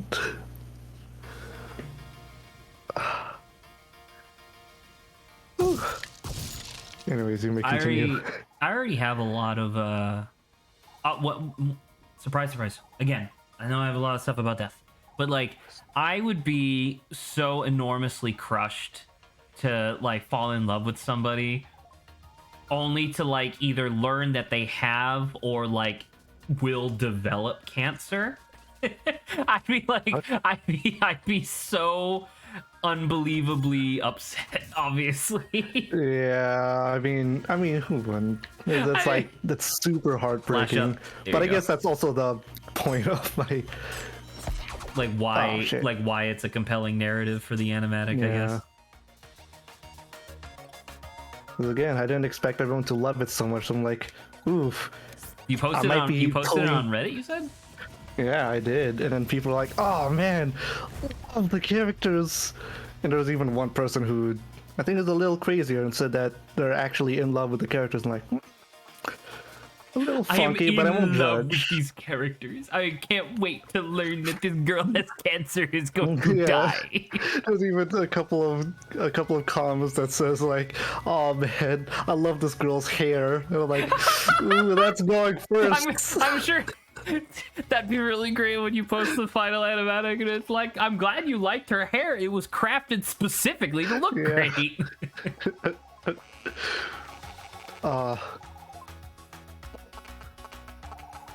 But there was like there was several deliberate choices of like, all right, make the girl as generally attractive as I possibly can, while making the guy make maybe like a 7 out of 10 at best. Excuse you. That's so rude to your OC. Listen, it was deliberate. I didn't make him like I didn't. You didn't exactly wasn't make trying to the make guy him- schlubby, but I don't know. I thought the guy was No. he was cute in a really dorky sort of way.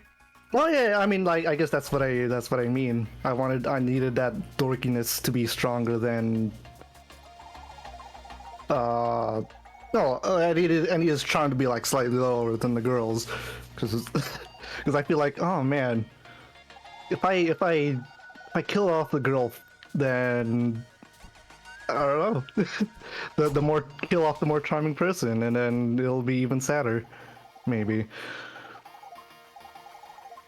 But there's also the deliberate choice of, like on Instagram, I showed the girls concept art first before the boys, And obviously people were like, ooh. and people were obviously like more interested in that, and I fucking called it.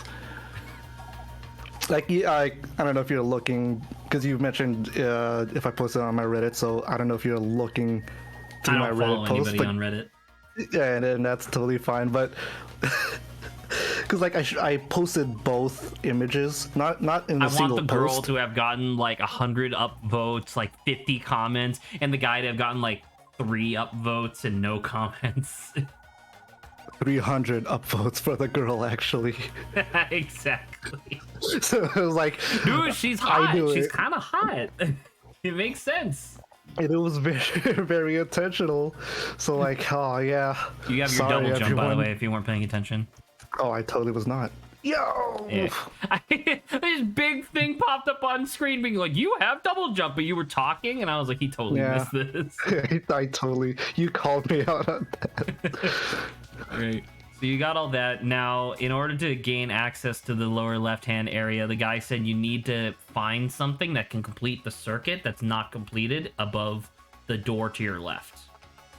Above the door. No, like go to your left. Oh, sure. Yeah.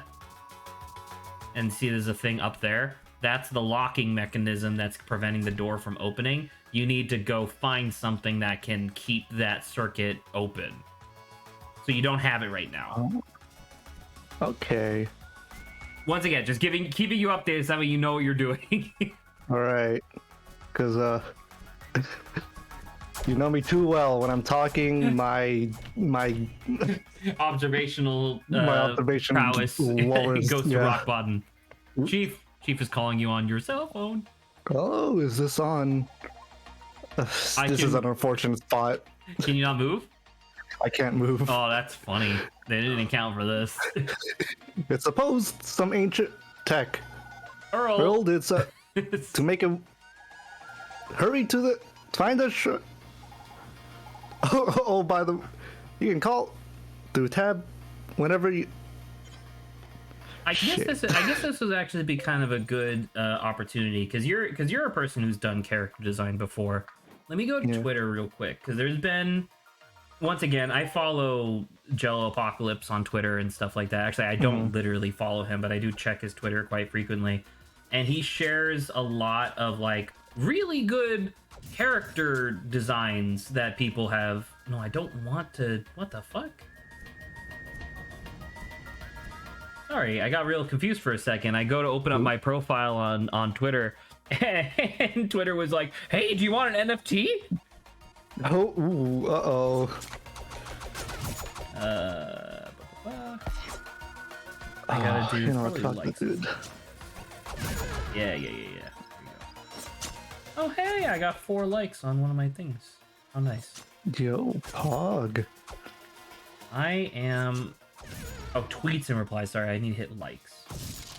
Yeah, like, so like, there's something like this. I'm just gonna share some of these first, and then actually ask my question. Sure. So, like, there's that. I really like this character's design. Oh, super cute and very monster girl-ish. You'll notice a lot of these are monster girls. Oh shit. This is Nalnalium, so obviously Nalnalium's character design is legendary, but that's not really fair. Where's another one? I'm pretty sure I liked the goat girl.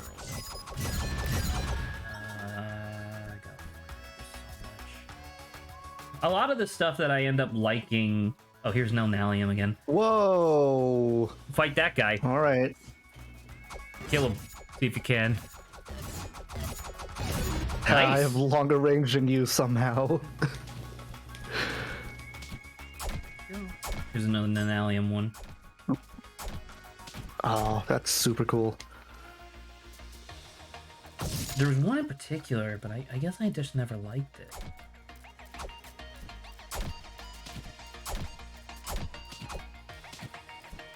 It's...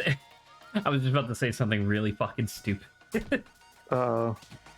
I'm scrolling through my likes on Twitter and I'm like, wow, I like all of these. I was like, wait a minute. Wow. Wait a minute, I wonder why I like all of these, because I liked them. There's that one. It's like when I accidentally go check my history on Reddit and I'm like, man, I've seen these posts before. Why are these showing up again? Alright, I do not think... I'm actually gonna have to go to Jello's actual Twitter here to see if I can go find it. Oh jeez. Oh jeez. Good luck, Too sir. too many flying things. Oh man, I might actually kick the bucket here. I'm out. I'm out this bish. Oh, okay. Never mind. That's fine.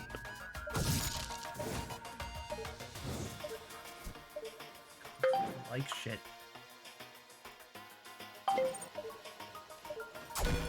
So much fucking epithet erase retweeting.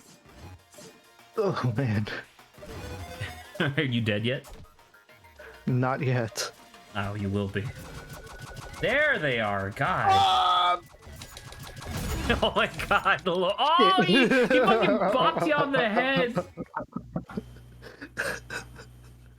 Here you go. Fucking glow-in-the-dark horns and jewelry. That's the fucking thing I was looking for. Anyway, Wow. the point of me bringing these up... Oh, here's another one. The point of me bringing these up is that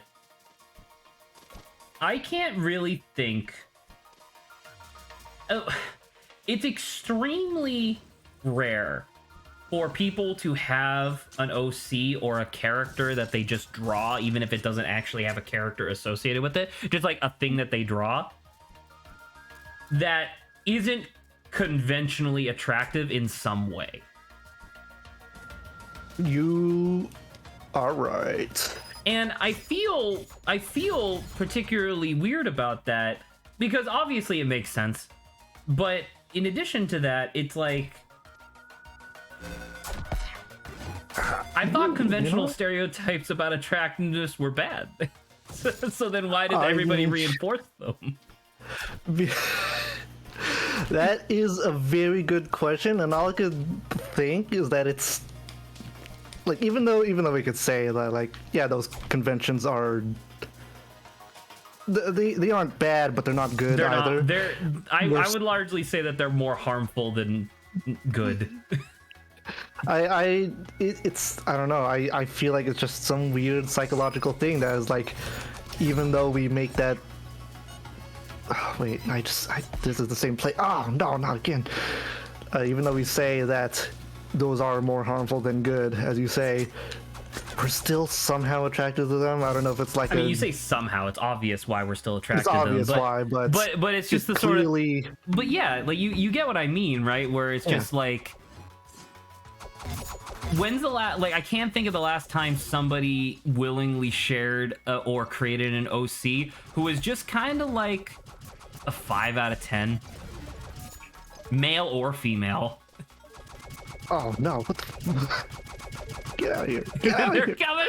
They're coming, Lawrence! They're making me so Are slow. they duplicating? I have no idea. They look like, oh my god, you have so many. Just slash them. Alright, buddies, you're coming with me then. Oh no, okay, now get out. He has such low health.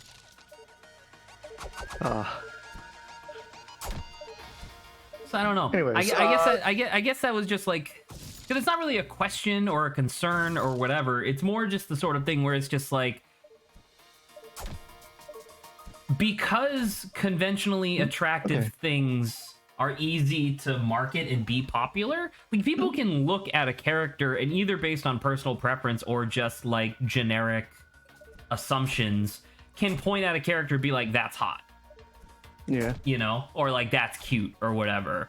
And so it's obvious why people, you know, perpetuate these sort of things, because it gives you something that you can like latch onto, where it's like, I want this character to be popular. Here's what I'll do.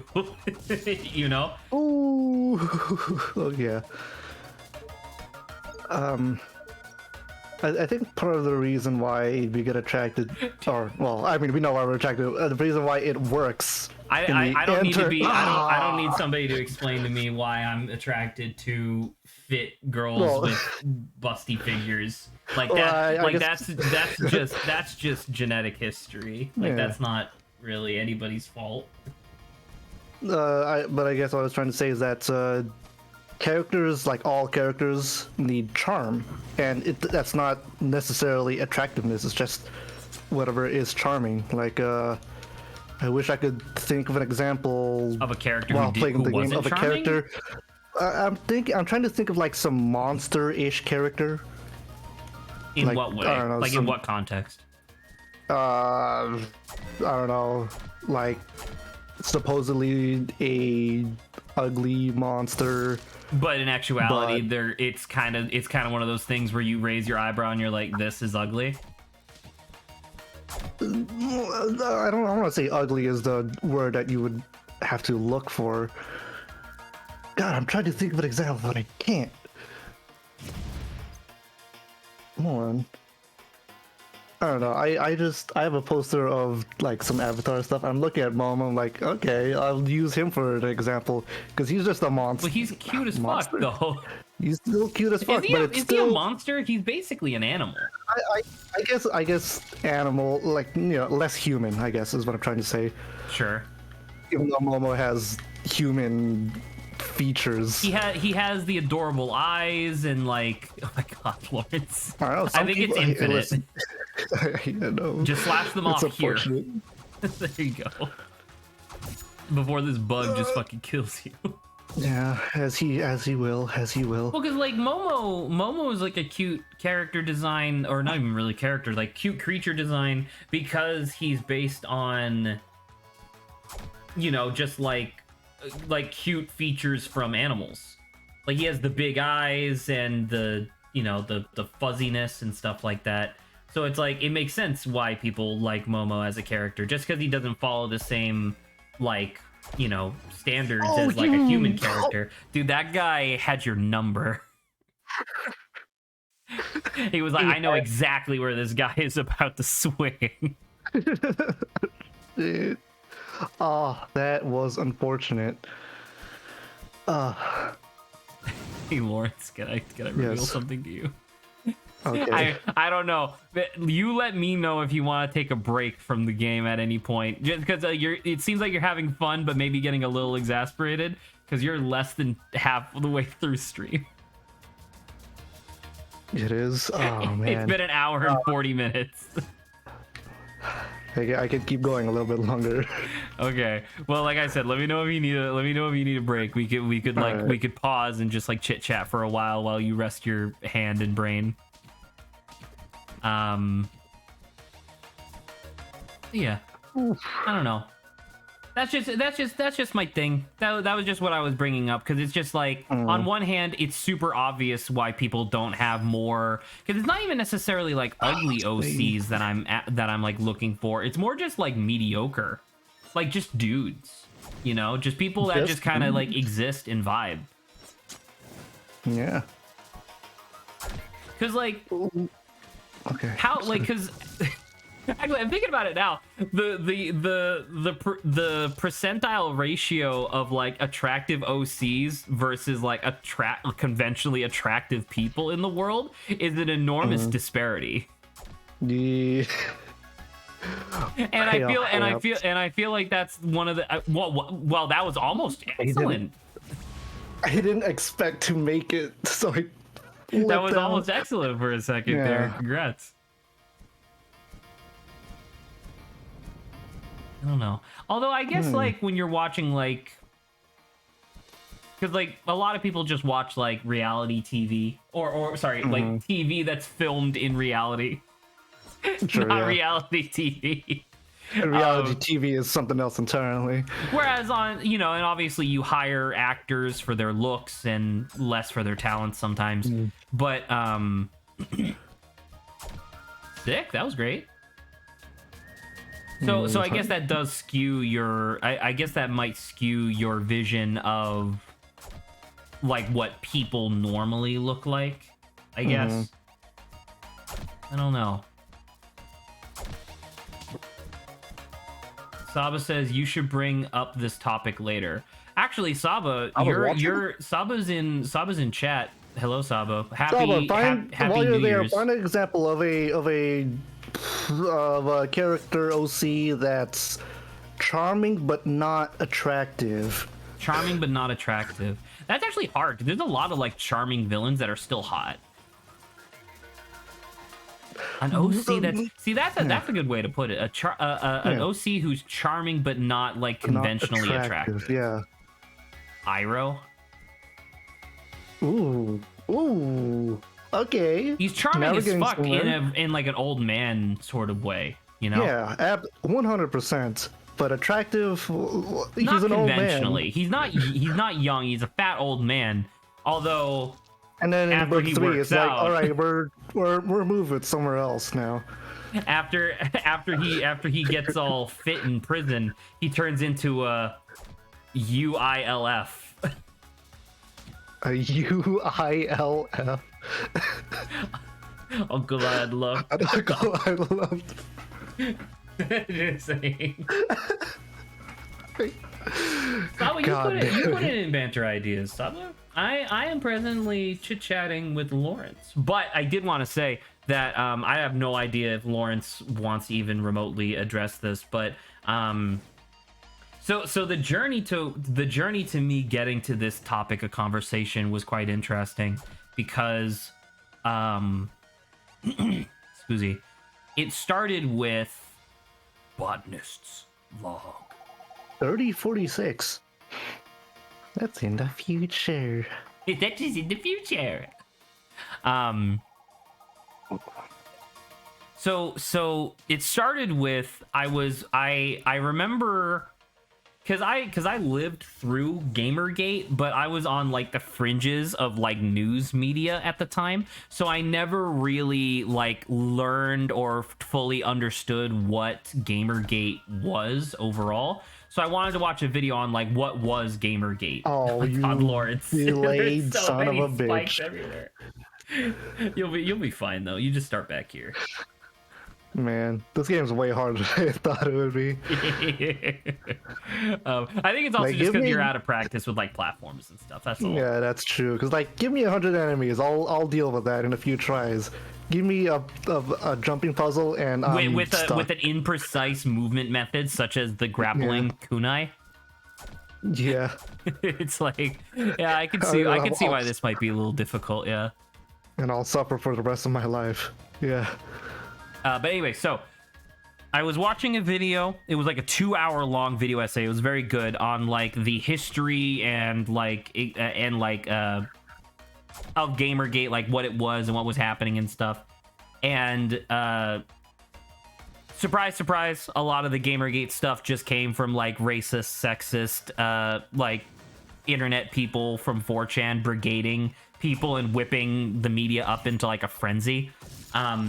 They made lies about like integrity within games journalism and yada yada. But the spark that started the whole thing off was that this one content creator, Anita Sarkeesian, wanted to start a new YouTube series called Women in Video Games, just talking about like feminist topics about like video game design and how women are portrayed and interacted with in video games as a whole. And and so I was thinking about that and I was like, you know what? That's a 9-year-old series. I wonder not only what is this series about? Turns out there's like 20 something episodes, so it's taking me a while to make my way through it. But you know, I wanted to see like have things gotten better based on like her critiques. Like, and it's not just hers. She had like a team of writers. It was like this whole like Kickstarter thing that they had going or whatever. And it was interesting because I watched the 3-part. Each episode was like 20 minutes long, so I watched the 3-part series on the damsel in distress trope in video games, and it was very interesting. It was very informative. It was a lot of stuff about like why the normative. You did it, Lawrence! Holy crap! I feel like I'm playing Dark Souls. Like, hey, where's the next bonfire? Please.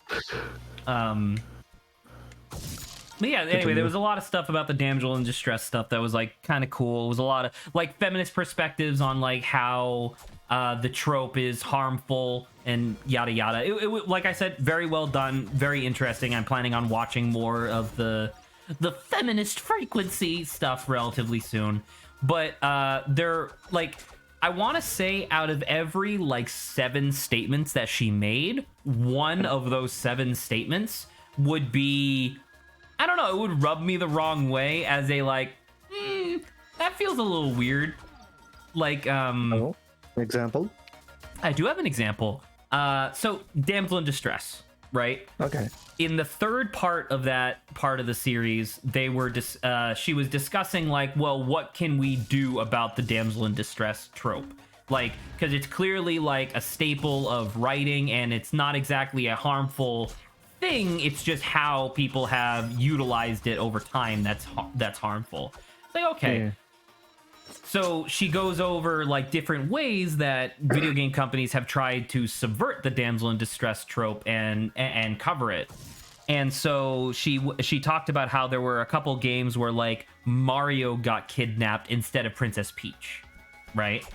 Okay. And she's like, while we can understand and appreciate this gesture, this does not count as a damsel in distress. And it's like, okay. What?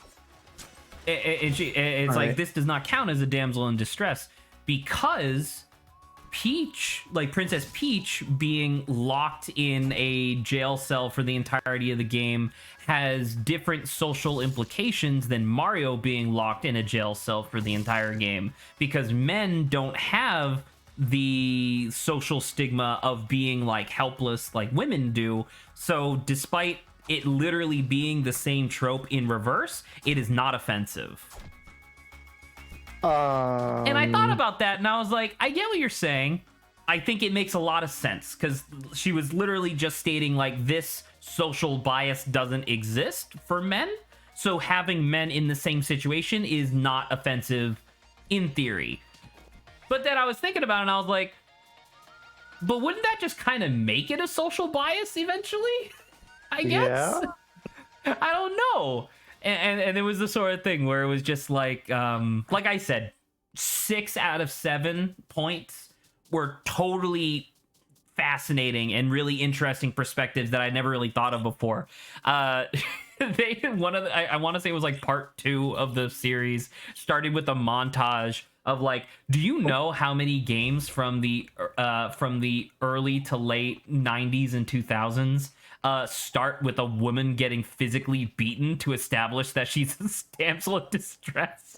And it was like a 6-minute compilation of different video game women getting like socked in the stomach or slapped across the face or like kicked into a hole. And it's like, oh my god. No. In the context of this, yeah, that's really bad.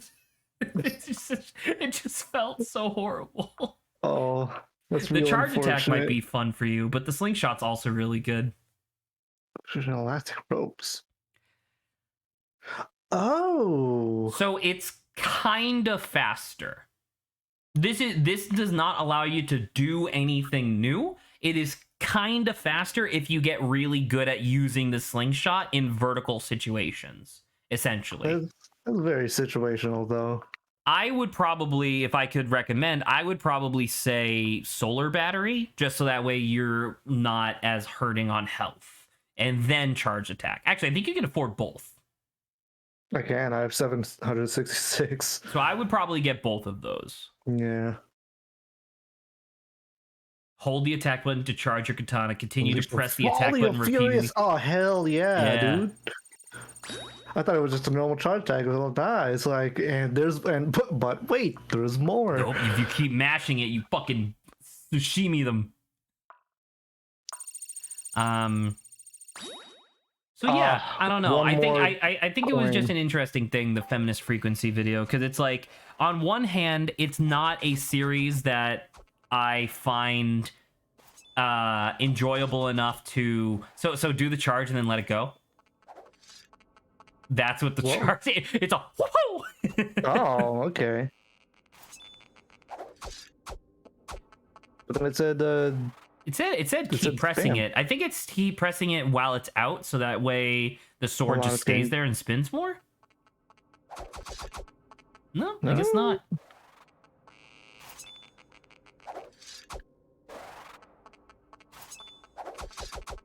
Well, I came here for a charge attack, I guess.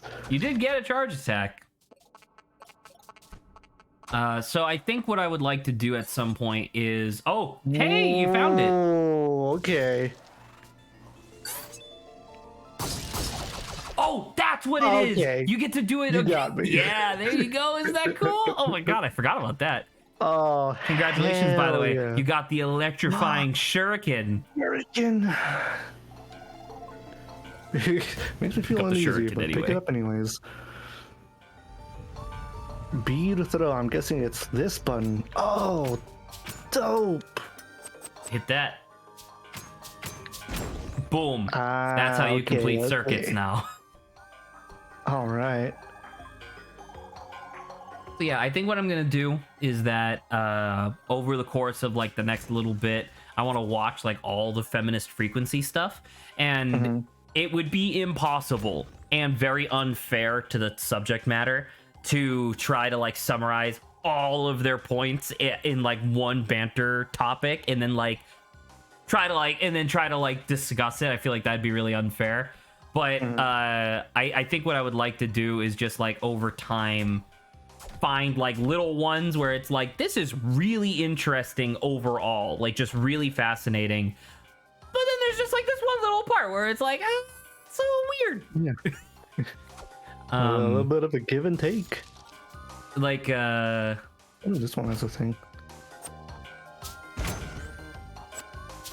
Okay, oh, it's okay. that over there. Ooh. And that does. If you wanted to bring up like one point, because I'm pretty sure I would get into it. Okay. I know Saba has like anti whatever stuff. Saba has difficulty with a lot of these like social justice topics, which is fair. I don't know. I just found like a lot of the subjects to be really nice. Can you do Okay, that and there you then go. Oh, and then shoot the shuriken? Because you can only, how many shurikens no. can you have? 3. It looks like. Oh, 4? I don't know if that fourth one at the end there counts. Because you have It's 1, kinda dark. 2. So shoot one up. Oh, So no, one of there's them 3. just went. No, Just because this has to one. do with both games and right. One, Like that, I and then like I maybe said, one. I think it would be a good opportunity to just discuss some of these things. Not that we're qualified to actually discuss these, but just in general. So you can't shoot you can't shoot upwards because one of them closes. Oh, because that. Oh no, one... it doesn't close. Oh, I get it. Okay. Jump. So like yeah, shoot that one up. Yeah, and then jump and then do it. Or sorry, that one over there needs a thing. First. But yeah, And then. Oh no, I have to. you get hook the it up. idea though. Yeah. But I indeed can have an opinion. Yes. Did I imply otherwise? I'm sorry. about the subject. Oh, this is gonna be a little tricky unless I'm making it a little harder. Oh, it's like I think jump too you're far double jumping left. a little too early because you can double jump at the height of your jump. Yeah. There you go. Sure enough, there you go. It's gotta be a little finicky with it. Oh, hello. Hello. I'm awake. Oh, Oh, it I picked disappears. it up. Oh no, it's just a timer. Never mind. All right. What were some of the points from the damsel in distress video that were interesting though? It was just the sort of thing where I was like, and the thing is that it's extremely accurate. One of the things that she says early on in the video of like a lot of these topics that we'll be covering in this series might be difficult for people to wrap their head around because the purpose of these feminine or of these not feminine. Fuck, what's it called? Am I stupid? Feminist. God damn it. A lot of these feminist discussions are go against the norm, right? So it seems weird because the norm is theoretically anti-feminine given their own definitions. And so it was the sort of thing where it was like at the beginning of the first video, she just talks about like what is a damsel in distress perceived as in the media. And it was like an 8-minute bit where she's just talking about like the history of the damsel in distress, where it comes from, like historically, how it's been used in video games and stuff like that. And all of the points that she were making was like, yeah, I know what a fucking damsel in distress is. Like, I have played a lot of video games. I know what damsels in distress are. And then the second half of the video was like, and here are all the harmful assumptions and stereotypes that get associated with women because of this trope. And I was like, oh. Hug my collar. I didn't realize. A little bit of sweat dropping from your forehead. Like, beat the one of the ones, because there's a lot of like obvious ones that people could bring up. Like I already mentioned one of the big ones was like the cultural, like almost global idea that like women must be protected and like defended at all times. That's just like a historical thing, I guess. But because of the nature of who these video games were marketed towards, it led to a lot of individuals who thought that they had the right and obligation to defend like women when they actually either A, weren't in danger, or B, didn't ask for it. Yes, the good old white knight shenanigans. Like kind of even just worse than White Knight, where it was just like but yeah, you get the idea. Like we don't need I don't need to harp on it too long. But yeah, like white knighting, essentially. The idea of establishing like just the idea of protecting someone is correct in theory based on like the norms of the topic. Yeah. Though I would prefer they also what'd she say? But Though I would prefer they also establish any positives or importance of why it's used. I'm assuming that's in reference to why the damsel in distress has been used historically. And they do. They describe it as like a really like given the demographic that the games are trying to be marketed towards, a damsel in distress is an enormously easy and powerful motivator for a player. Is like the main reason why the damsel in distress is so powerful. Because, like, you know, who wouldn't want to go save a princess, really? You know? Or nowadays, just save a person. What the fuck? Well, and that's the thing where it was just like, Oh, ooh, hey, ooh. the treasure. That's your 4th one, I think. All right. Yo, the early 2000s glasses. Yeah. Hell yeah. Yeah.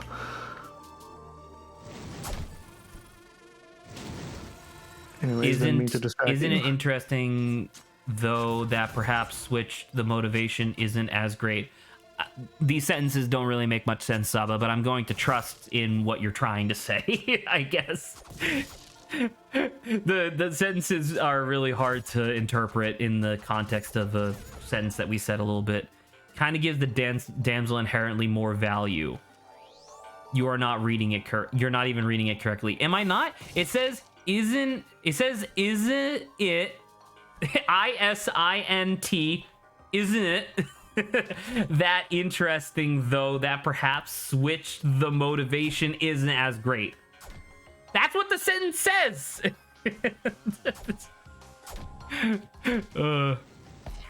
Kind of gives the damsel inherently more value. That's actually something that they talk about as well.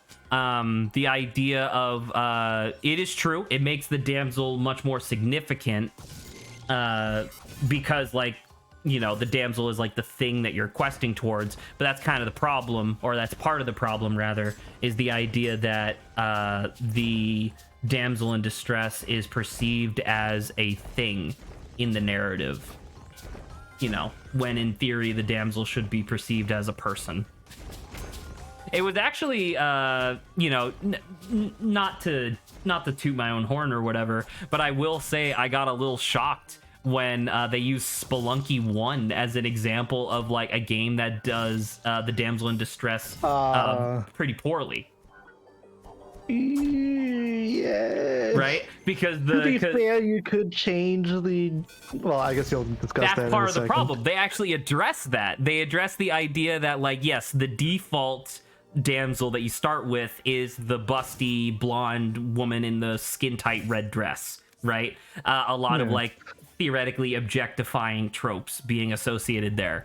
But then in the HD release that, you know, we played, right, at the apartment, was it's like, oh well, you could just replace her with the Chip and Dale model, and isn't that like, wouldn't like, is that okay? Because like you replace it with a dude with his bulge hanging out and like his like rippling abs just walking around, like, is that okay? And once again, it was that same sort of thing where she was like, that is theoretically okay because men don't have to deal with the stereotype.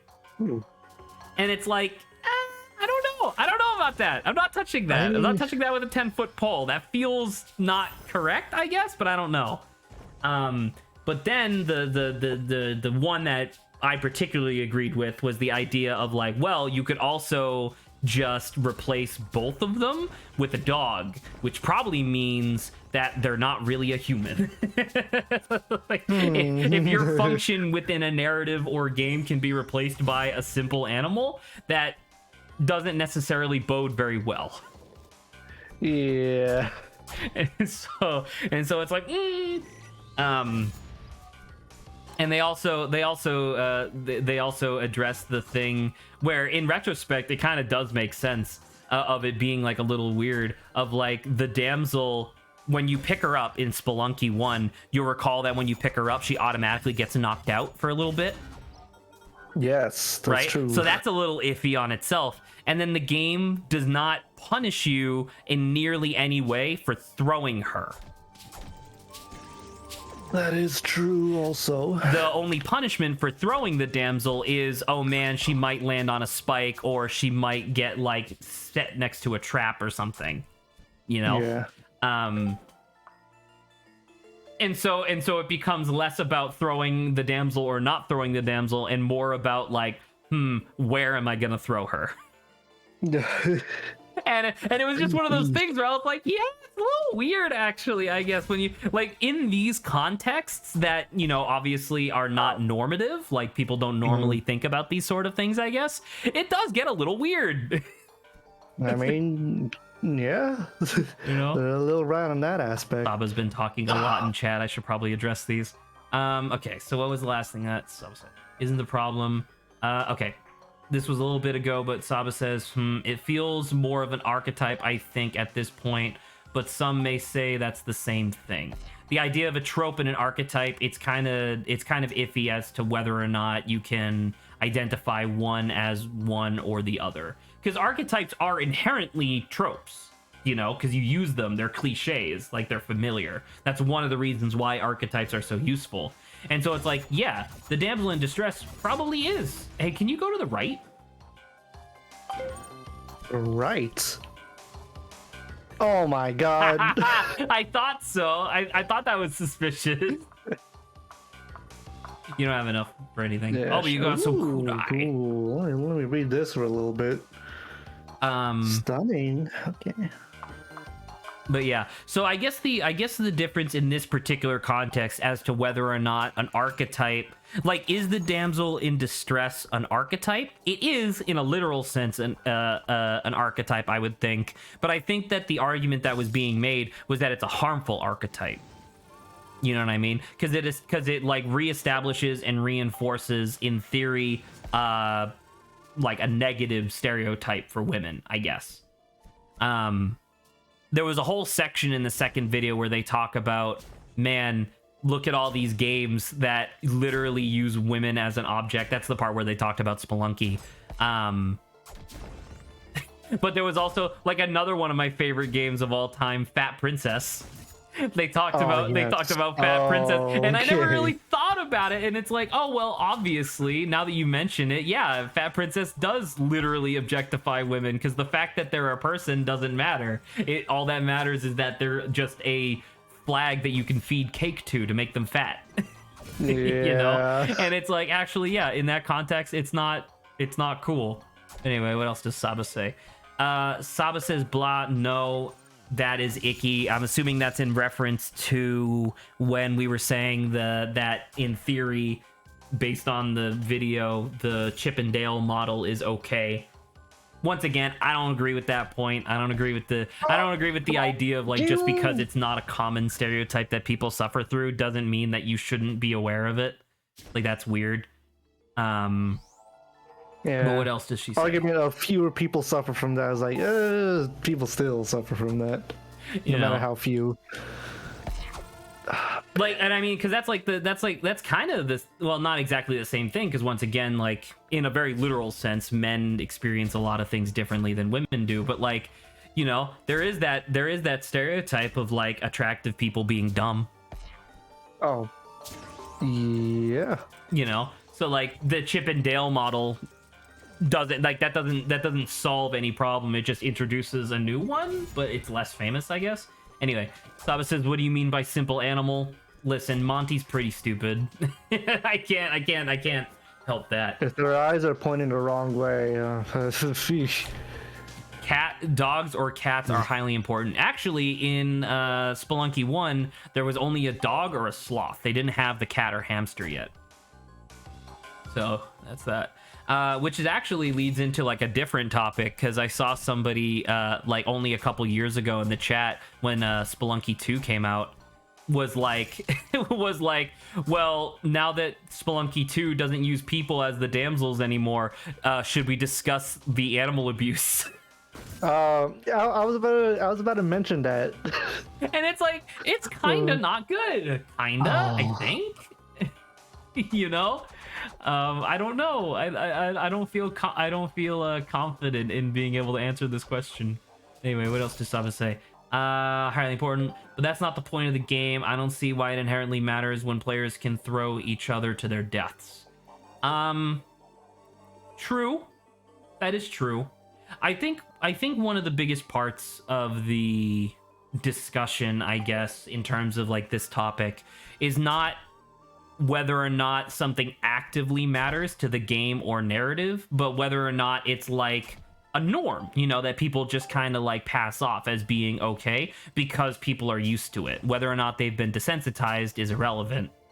And in that context, if that makes any sense, I guess. So like, yeah, in theory, don't get crushed. Holy shit.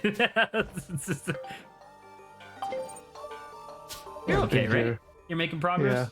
Yeah, you're good. Oh, switch. That does whatever that was. Yeah. Where? If you die, do there. you have to flip that switch again? I hope not. The save right there. We'll see.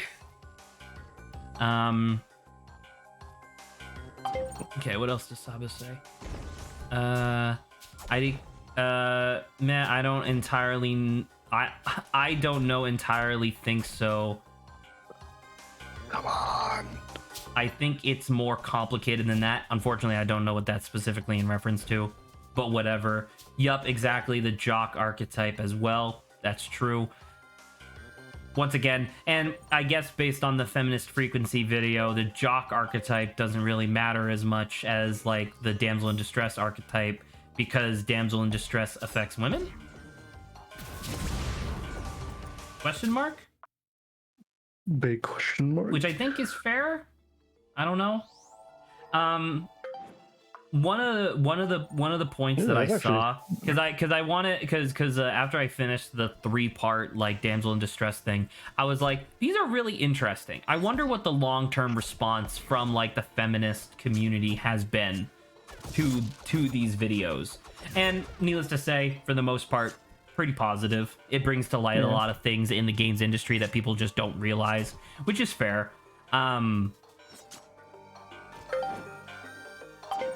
But like one of the things that was brought up was just the idea of it being like a lot of these things, you know, exist, but they exist because you need to have stuff in a video game. And I don't know about that, I guess. So, wouldn't that mean that you wouldn't need a damsel in distress? Well, because it's like you need a motivation for the player, right? Yeah. And having a damsel in distress, as we talked about previously, is a really easy way of motivating the player because it's like, you know, kind of inherent within society. And so it's like, people... I guess the question comes to like, could you just do something else instead of damsel in distress? Ow. That's a little tricky, just because, I mean, there was a lot of fridging in that video too, but we'll talk about that in a second. But yeah, like, sorry, you were saying. Yeah, like other than like genders aside, we've all had those. Stop taking damage. Stop taking damage. Just take your time. You're okay. We've all had those. Yeah. As soon as I talk, I'm suddenly way worse. Like genders aside, we've all had those fantasies of rescuing another person. You can kunai that, by the way. It's a kunaiable surface. This one, I'm trying. There you go. Just trying to help you out a little bit. We've all had those fantasies of saving another person, so that's where. Hey Saba, do you want me to like put up the chat? I can put up the chat if you want to have these things appear on the stream. Should I do that? Should I immortalize Saba's chat? Yeah, I'll do it. Okay, give me 1 second. I'll give you take a breather for a second. Yeah, let me use the bathroom. Yeah, you got it. Okay. Here, overlay banner. Filters. Oh my god, there's no filters for this. Oh, I forgot this is a different. Oh boy. Okay. Let's see. Let's make that red. Sure. There you go. Do that and gradient border with chat filters. Color correction. There we go. Let's change that to freaking, I don't know. Like, let's make it like a. That's pretty red. That's pretty red, kind of purple. There you go. Look at that. Saba's here now. There you go. And then Saba. Attractive OCs, question mark. Sure. There you go. In actuality, I guess we don't really need to talk about at least the feminist stuff for a while. Not until, I find something new and interesting to talk about within the discussion, but all right, let me see what Saba's been saying. Saba's been saying stuff. Yeah, let me pull up the Twitch chat too so I can see. Look at the highlight box in the game. Oh, that's a little funky right there. A little funky. Jock archetype. The difference between something being normal in like the context of video games versus the real world. Well, that was part of the thing that they talk about as well. Once again, they talk about a lot of stuff, obviously, within this 3-part miniseries on damsels in distress. The idea of like, it's true, video games are not real life, but they still introduce people to concepts in a way that makes them seem less peculiar, I guess. Like they more normal, literally what normative means. And so like the idea of like the damsel in distress trope implies to not only men, but also like women, like young women who, are finding their place in the world. It, in theory, implies an innate helplessness that women are, quote unquote, supposed to have. Because it's not like the damsel in distress archetype is telling you as a woman that you should be helpless and need to be protected. In theory, it's more just implying it through its presence, I guess. Kind of like how a bouncer at a club doesn't necessarily threaten you with violence, but implies that if you get rowdy, you could be kicked out pretty easily. Hopefully that analogy sticks. But, The Guardian. You're looking for that, it was a shock, like a circuit thing from before. It used to have a door in front of it, and now the door is open. Yeah, so I thought I could at least just get that save state. At least I think that's a save state. That is a save, yeah. So now, What else does Saba say?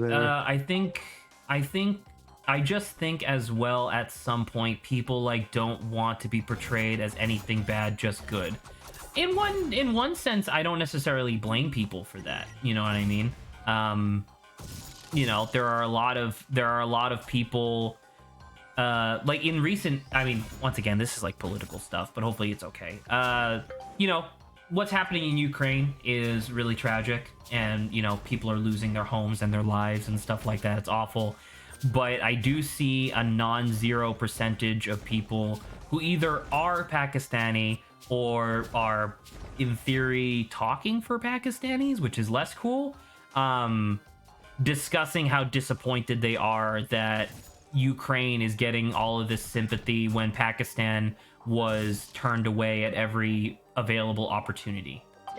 The one that I saw in particular was it was like this guy. Once again, it's the internet. The guy could have been lying about who he is, but I would, in theory, trust that he wasn't actually lying about this situation. But he said that he lives in the U.S., but his family lives in Pakistan, and during like the missiles and shellings and stuff like that, there was a bunch of wait, is it Pakistan or Palestine? What's the one that Israel was fucking with for a hot second there? Begin with a P. Anyway, whatever that one was. But yeah, apparently they were like, they were getting bombed and like it was all this horrible stuff going on. And so when people tried to flee over the border into Poland had readied up massive barbed wire fences and a small militia of like 3,000 soldiers to like patrol the border and keep them out. oh man. And so it was the sort of thing where they were like, the person was lamenting the idea of like, well, what's like, is there really truly any difference between, you know, us and the Ukrainian people? We both needed help, and you chose not to. So in terms of what Saba's saying, or not, once again, this is definitely has nothing specifically to do with what Saba's saying, but Saba being like, people not wanting to be being portrayed as bad makes sense, because when you are portrayed as bad, it does have ramifications over, you know, a long period of time.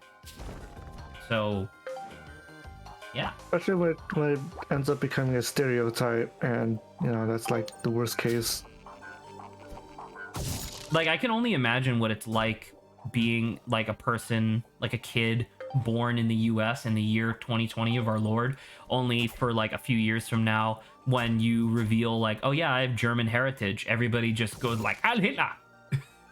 Oh no. You know what I mean? That's like the stereotype, and obviously it's a pretty big stereotype. Hey, you found it. Now you know that you have to go around. Open up the map. Because if you look at the map, it's... Oh my god! It's all the way around! Yeah. Alright. Good lord. Good so luck, Boyle. up, I believe in you. Right. Down, left, up. Okay. I believe in Yeah, you. I think the to- boss is right down there, by the way. So you're almost done Probably, with it this seems level. like it. You got like an hour and a half left, by the way. So you're fine. Yeah, I can do it in an hour and a half. It's gonna take me an hour just to travel, and then half for And then the a half boss for the fight. Watch. boss. Hey, but you were gonna say something? Yeah, because your wanna go analogy down, reminded down, me down, down. reminded me of a friend who is Russian, but very much against what is The happening. occupation. Yeah, The war. the war, you know. So like, yeah, it's Not wanting to be portrayed as the bad guy is like makes a lot of sense. I think that's one of the reasons why like World War II is such an enormously popular place to put people, right? To put narratives and whatnot, because there has almost never been a more clear and concise villain in world history. yeah. You know what I mean? Like, anybody who argues that the Nazis weren't bad Are Nazis. are Nazis, shit. pretty much. And so it's the sort of thing where it's like, yeah, that, you know, like that makes sense. And so when you're making a narrative that involves like humans or human-like surrogates, it gets hard. It gets legitimately hard to be like, you know, who is the villain of this narrative going to be? Because it's, in a literal sense, it doesn't actually pinpoint anybody as being a bad guy per se. But if a lot of people end up choosing the same type of people to be the bad guy in their movie, i.e. all the movies in the 80s where the bad guy was a Russian, And all the bad guys in the future 20 years, that's gonna be Russian.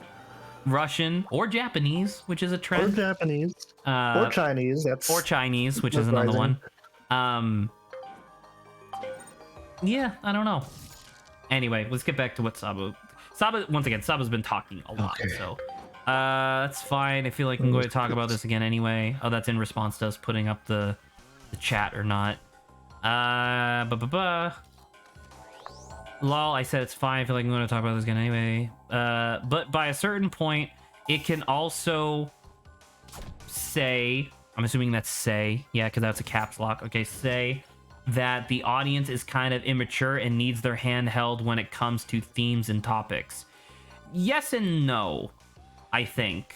For a lot of like, because like that same argument can be put into reverse, right? Of like, sure, if you holy crap, look at this boss. You've never seen a level of craftsmanship like this before. Strike like seeking not to awaken something deep within. My homeboy, Guardian. a guardian. All right, good luck with this. Oh shit. It's kind of tough. Remember to use your Okay. shurikens. Oh, Those that's are a obviously hurry. gonna hurt you. Well, I was like, wind currents. Maybe I You can could kunai that. I already did. I just didn't. Oh, that's what it did. Nope, there's another one. Ah, damn. All right. Yeah, there you go. Ooh, okay, Yeah, baby. you got it. You got it. You're figuring it out. Yeah. Anyway, but like that's how that's like how tropes are born. You know, the idea of like, well, I'm just gonna keep doing this anyway without like any sort of like recompense or internal thought about like its impact on like real people, because doing something like once or twice, yeah, obviously that's not really going to be a problem. But when something like, you know, when something has been systemic for, I don't even know, thousands of years, like how, like the damsel in distress is such a quintessential part of like human narratives that it's just like imagining a world without the damsel in distress narrative is like impossible. It's pretty dang difficult. Pretty ding dang difficult, you know? Pretty dang difficult. Pretty ding dang difficult. Don't let anybody tell you otherwise. Nice. Ball. Slam. You have a lot of health. Is that it? Just You doing just kind of that? keep doing Ow. that, I think, over and over. You see that Okay. he's getting fucked up. Yeah. If you're good, you can get the other side from here. Yeah, there you go. Oh, I would have to still hit this thing. I meant jumping. Oh, but you're totally right. If you nail both of it. Oh. Oh, last second. It may be understandable, but sorry. Okay. Handheld when it comes to themes and topics. We already read that one. It may be understandable, but at least for good storytelling, it's not realistic. It definitely could be. I think that's possibly one of the biggest takeaways from the video, is just the idea of like it could very much be part of good storytelling. Like just because storytelling has been done in a certain way for a long time doesn't necessarily mean that it's the only or best way that it could be done.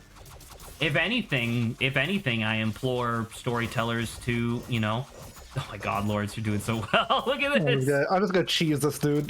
Cheese the shit out of him. Gorgonzola his ass. Yeah. Holy crap, that's so good. Oh my god, he's just dead. Oh yeah, he just I disappeared. think you actually legitimately fucked up his death animation. Because he normally has an animation where he like explodes, but you just kept hitting him, so he just kept defending. Oh, she was going, what did you do? Oh my god! Oh my god, you cheesed the fuck out of him.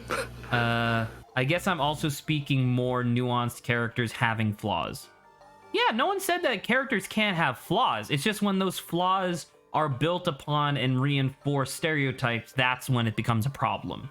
You know? And I'm pretty sure we can all acknowledge and agree to that. The problem that or the place where this becomes a discussion and why people have been arguing about it for like 100 some odd years, more than that even, is people arguing as to whether or not it is a stereotype. You know? Once again, yeah. this whole topic was just the damsel in distress. There's like another 21 videos in the series. So it's like, Man. IDK, I think it's been put into practice and the feedback is that it's not good. Oh, sorry, I must have skipped something. But there is also a case that there must be a reason for its persistence and existence that isn't just someone needing to be saved. Is that comment? Okay, so okay, let me read it again. But there is also a case that there must be a reason for its persistence and existence that isn't just you, Kunai, that shuriken, that. There you go. Oh, okay. Yeah. It looks weird, Forgot but it what I had was the looking same. at. It had the same circuit thing on it. It just looked funky. If you jump Yeah. off, I believe it goes back down. Have a blast. All right. Oop. I don't That's know. cool. I don't necessarily know about this one, Saba. Just because something's been around for a long time doesn't mean that there must be something inherently correct with its like current incarnation. I think the inherent human desire to protect and save and rescue somebody else, like I think that's the main thing that is the reason why the damsel in distress trope is so like strong and pervasive. But it doesn't necessarily have to, once again, in theory, reinforce like harmful stereotypes about women. Like you could have damsel in distress be a bunch of different things. Yeah. Men, women, children, dogs, cats, Sand. sloths. Sloths? You shirking the switch? What the fuck? Yeah. Not part of the gun club, buddy. I won't lie. The game kinda, it gets a little funky for me after you get your first gun. Really? Yeah, because the whole game up to that point is about sense, using the sword, right? And then it just becomes like, oh, I'm just gonna like, because there's no ammo. Oh, that sounds a little. You just shoot for a while, reload, and then shoot for a while, and then reload like over and over until everybody in the level's dead, and it's like, oh, that's kind of lame. Yeah. Too short of friends. But yeah, the idea of like, because something's been around and persisted for a long time, I don't think that necessarily means that it's above being critiqued and changed, either on a societal level or on an individual level. IDK, I think it's been put into practice, and the feedback is that it's not that good. I don't know what that one's in reference to. The idea of something not being that good after it was put into practice. I don't know what that one is. You're gonna have to loop back on that one. And finally, the most recent one that Saba said, the characters having flaws relate to what I said above about people only wanting to be good and not bad.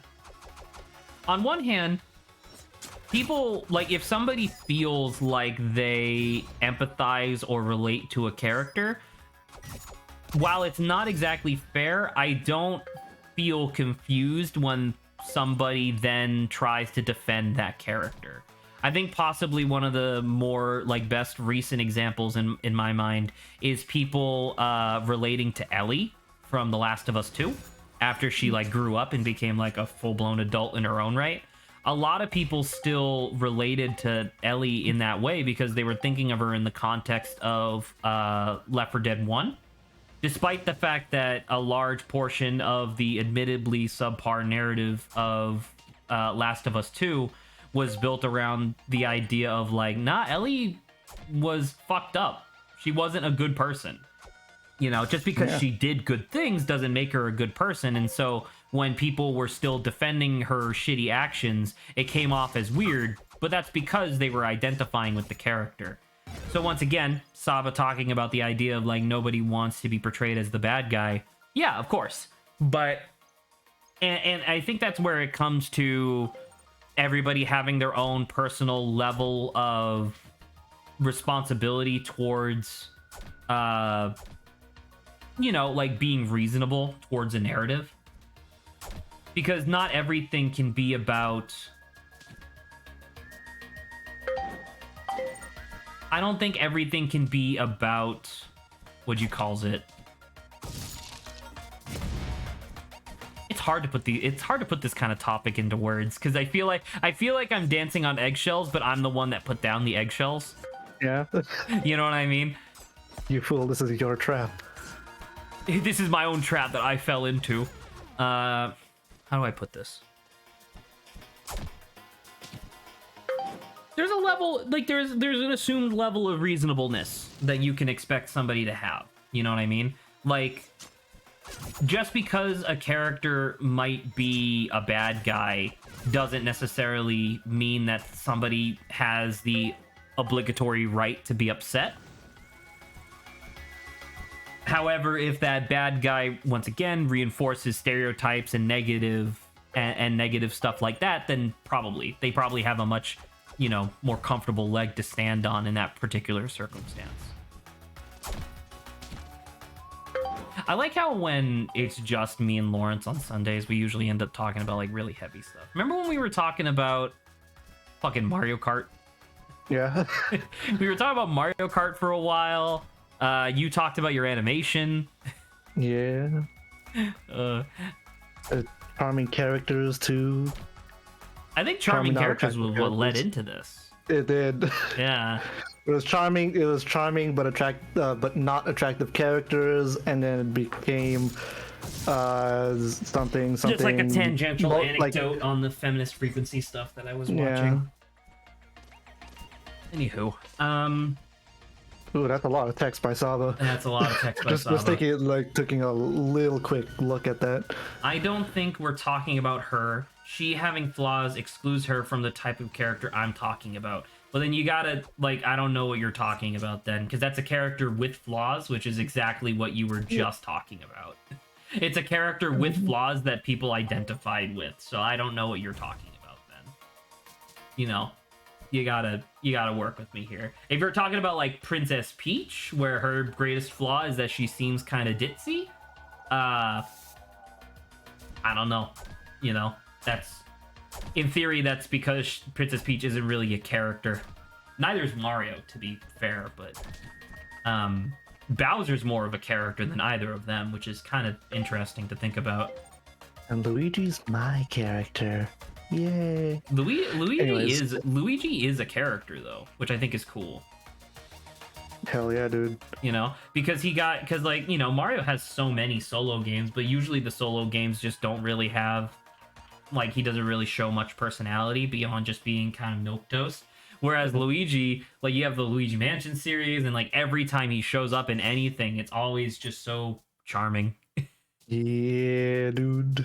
And then the big block of text from Saba says, also, I think it's fine to analyze and understand the reason for something's existence and then criticize it.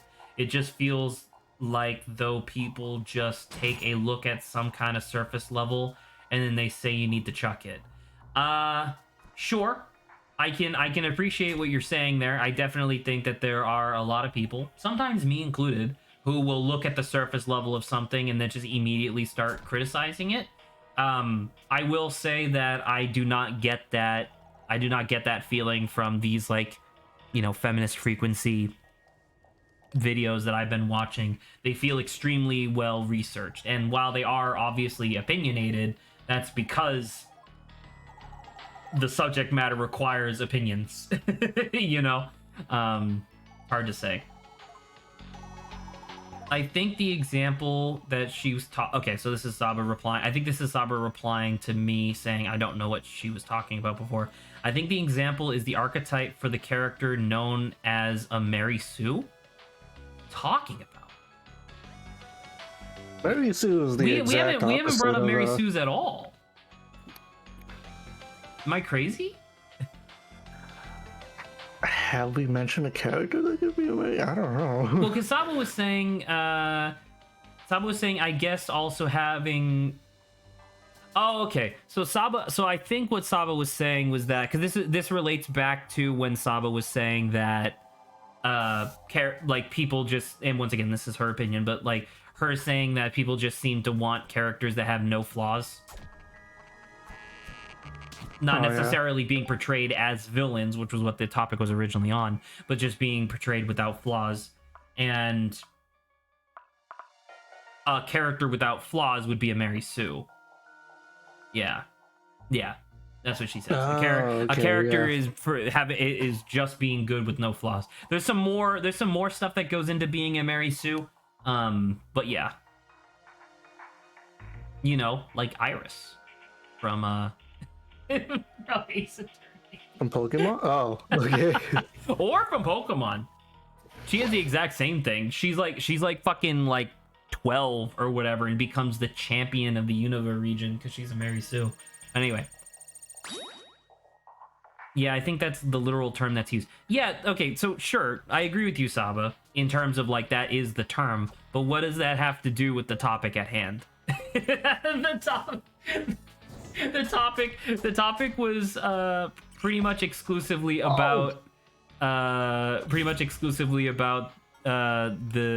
damsel in distress. Oh, literary, not literally. Sorry. That is the literary term that is used. Okay, sorry. But still, my question stands of like, what does that have to do with anything we've been talking about? We were talking about the existence and prevalence of Mary Sue's in fiction, or not Mary Sue's. Fuck, now she has me saying it. Oh. We were talking about damsels in distress in fiction and video games, and now we're talking about Mary Sue's. I guess I don't know. Yeah. That seems off topic, and not even just off topic, but like an entirely different discussion. Fucking sick, dude. Good I job. love that. Hey, go back. If you go back, do they respawn?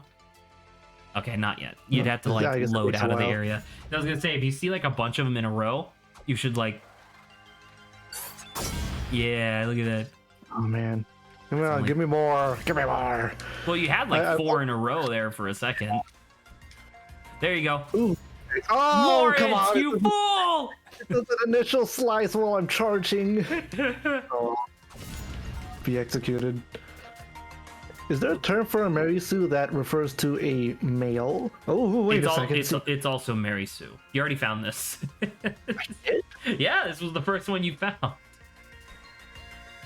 Oh, Yeah, this is an area you've already been to. This is the early game. oh, I don't recognize it. Did you not realize by the fact that all the enemies are dying in one hit? I mean, I just thought it was easy. All right. But I guess the You can jump while doing this, right? Oh, it was too far that'd away. be closer. Oh well. It's like funny enough, I believe that so Mary Sue is technically a gender neutral term, despite the fact that Mary and Sue are both female names. but I guess like no one uses it for a male though, or recognizes it. Oh no, they for a male. absolutely do. Do they? Yeah, absolutely. Kirito's a Mary Sue. There's tons. Yeah, absolutely. There are more male Mary Sues than female Mary Sues. Yeah, but it's like I don't know. Oh, I definitely was here. There's There's a scythe. fucking sick ass statue. But now you have grappling hooks and shurikens. You have all this stuff. I'm gonna kick some ass. Can you get up there? I hope, hopefully. Oh yeah, I have been more powerful. Oh, you get those Where do you get shurikens. You restore the old maintenance doors in the haunted factory. That's where the garbage collector was, or whatever his name. Wherever he is. So were you trying to say that you don't necessarily think that people use the term Mary Sue to describe male characters? I don't see it more often, I guess is what I was referring to. Because I know they exist, and I'm definitely aware that there's a lot of male characters who fit that standard, but I guess people don't recognize it as such. They just go, oh, cool male character. I would. Right. I think I can kind of meet you halfway on this. I think the statement that you just made At the very end of like, oh, cool male character. I think that, like, in a literal sense, I think that there are way more male Mary Sues than female Mary Sues, since obviously it's like a very, it's a very patriarchal system, I guess. So there's a lot more male Mary Sues than female Mary Sues, but a lot of male Mary Sues get the pass because people just feel less inclined to insult them, because Mary Sues are an insult, right? Mary Sue is supposed to be an adage for like poor writing, you know. So I think that female characters who are Mary Sues get called out on it way more than male characters, but I do think there are more male characters that are Mary Sues than female. Because, like, I think one of the best examples of a Mary Sue that no one recognizes as a Mary Sue, once again, kind of my opinion, is Superman. Oh. Well, close enough. What'd you say? Goku from Dragon Ball Z. It actually depends, because like early Dragon Ball. No, I haven't been watching it, by the way, Grant. Just in case he's listening to this. But like early Dragon Ball, Goku loses, like quite frequently. It's still the thing where like it's still the thing where his allies will get their ass whooped, and then he'll come in and win the day because he's like the hero or whatever. But he still does lose. He never loses the battle, he loses battles, but he never loses the war, if that makes sense. So, Right, because that's usually how stories go. Right. Whereas, like, I think one of the most famous recent examples, because I was gonna say Kirito again, but I think one of the most famous recent examples of a Mary Sue would be Rey from the Star Wars sequel trilogy. Yes. Like, because it's not even just the, like, because characters can be talented, like, they can be good at some things, but when they're good at literally everything and people just like them, like at the drop of a hat, everybody's just like, oh, you're my like best friend. That's like a big red flag that this character is a Mary Sue. Like the example that gets brought up and I think is really appropriate for Rey is you saw the Star Wars movies?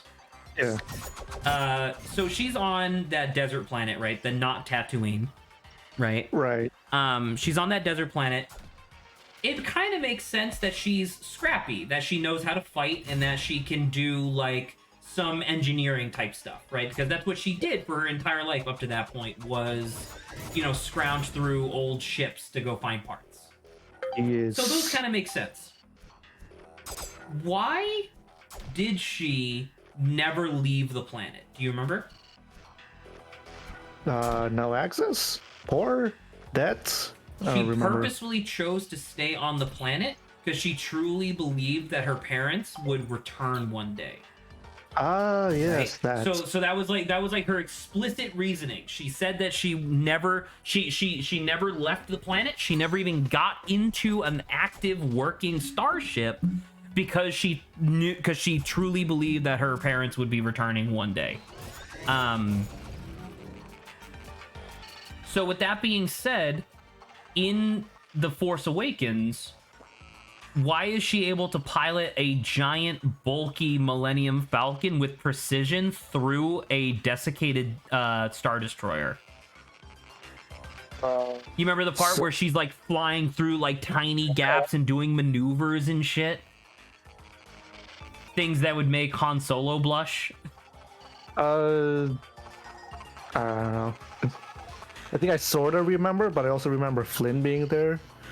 Flynn was not piloting. Finn? But Finn was in the gunner seat at that time. Gunner seat, that's what I was thinking of. Finn was in the gunner seat, but my point continues to be that's like a really good example of a Mary Sue because like there is no narrative explanation for why she's such a good pilot all of a sudden. Kind of the same thing with baby Anakin,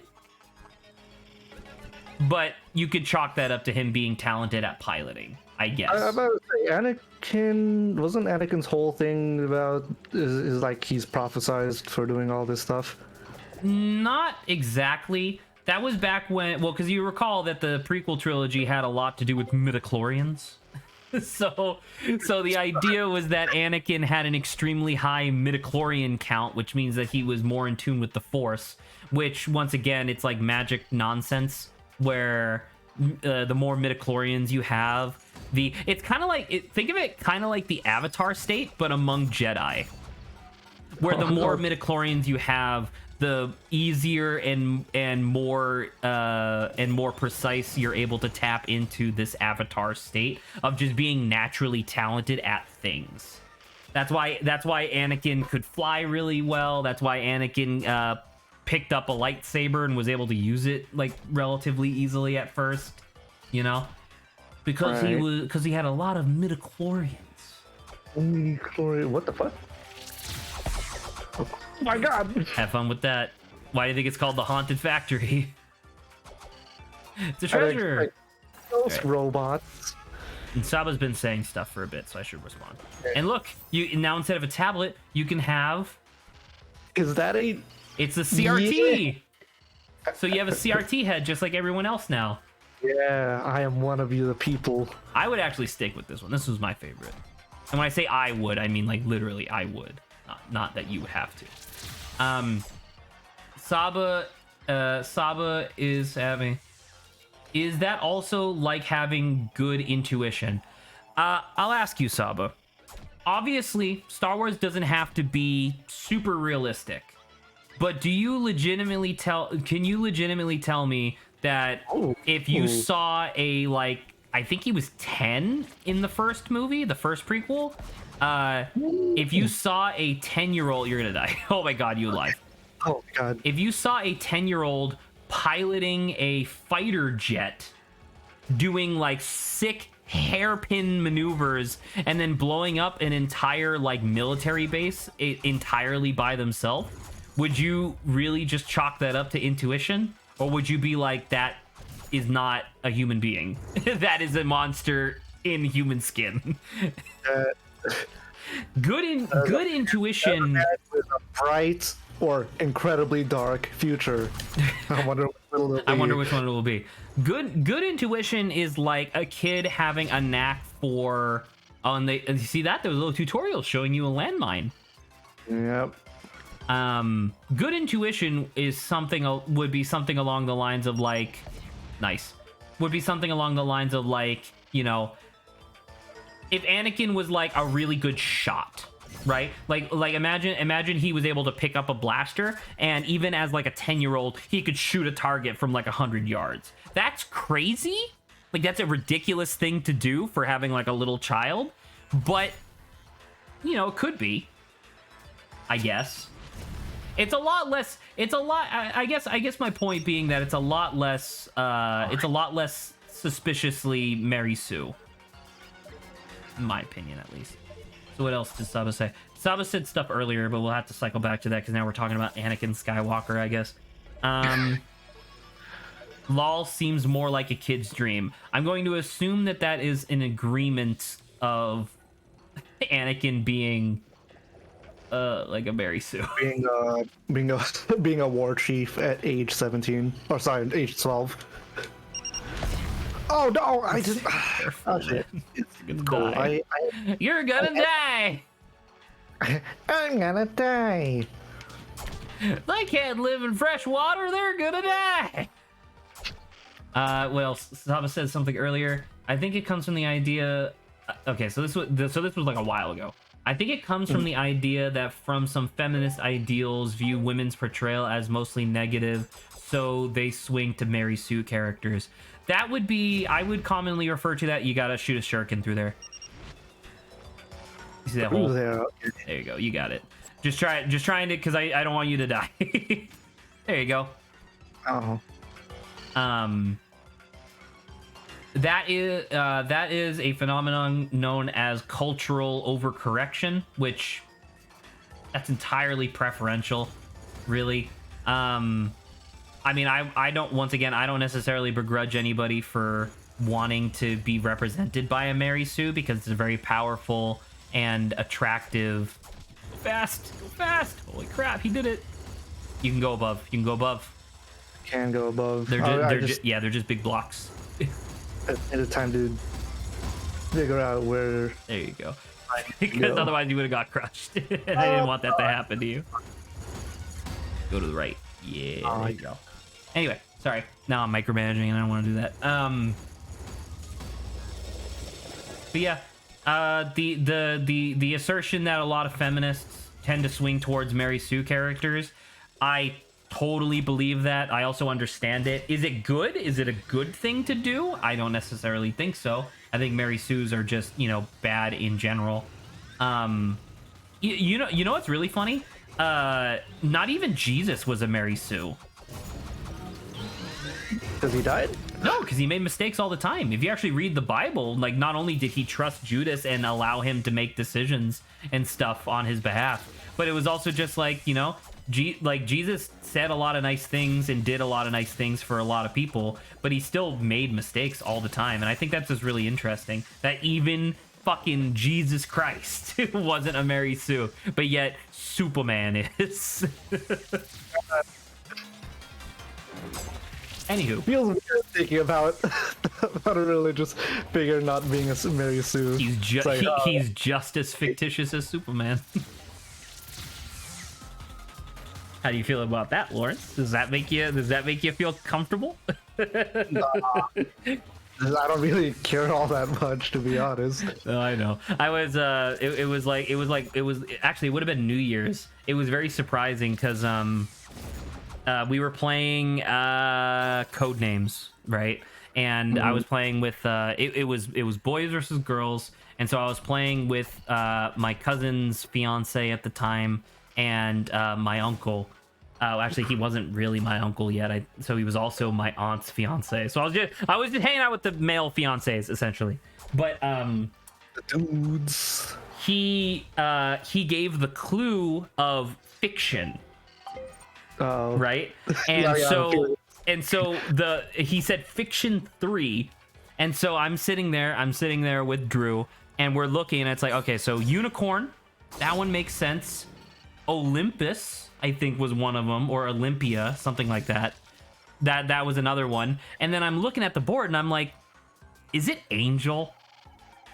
Is Angel the third one that's fictitious? And I'm saying this, and obviously as the Codemaster, you're not allowed to give any sort of hints or whatever. So Scott's like totally stone-faced, like not responding.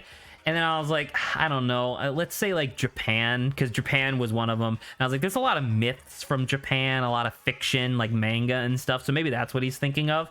And so we did the first two, and it was fine. And then Japan was a blank tile. It was wrong. And so at the end of the game, we ended up actually losing. And so I asked Scott, like, was your third one for fictitious or for fiction? Was it really Angel? And he was like, yeah, I'm an atheist.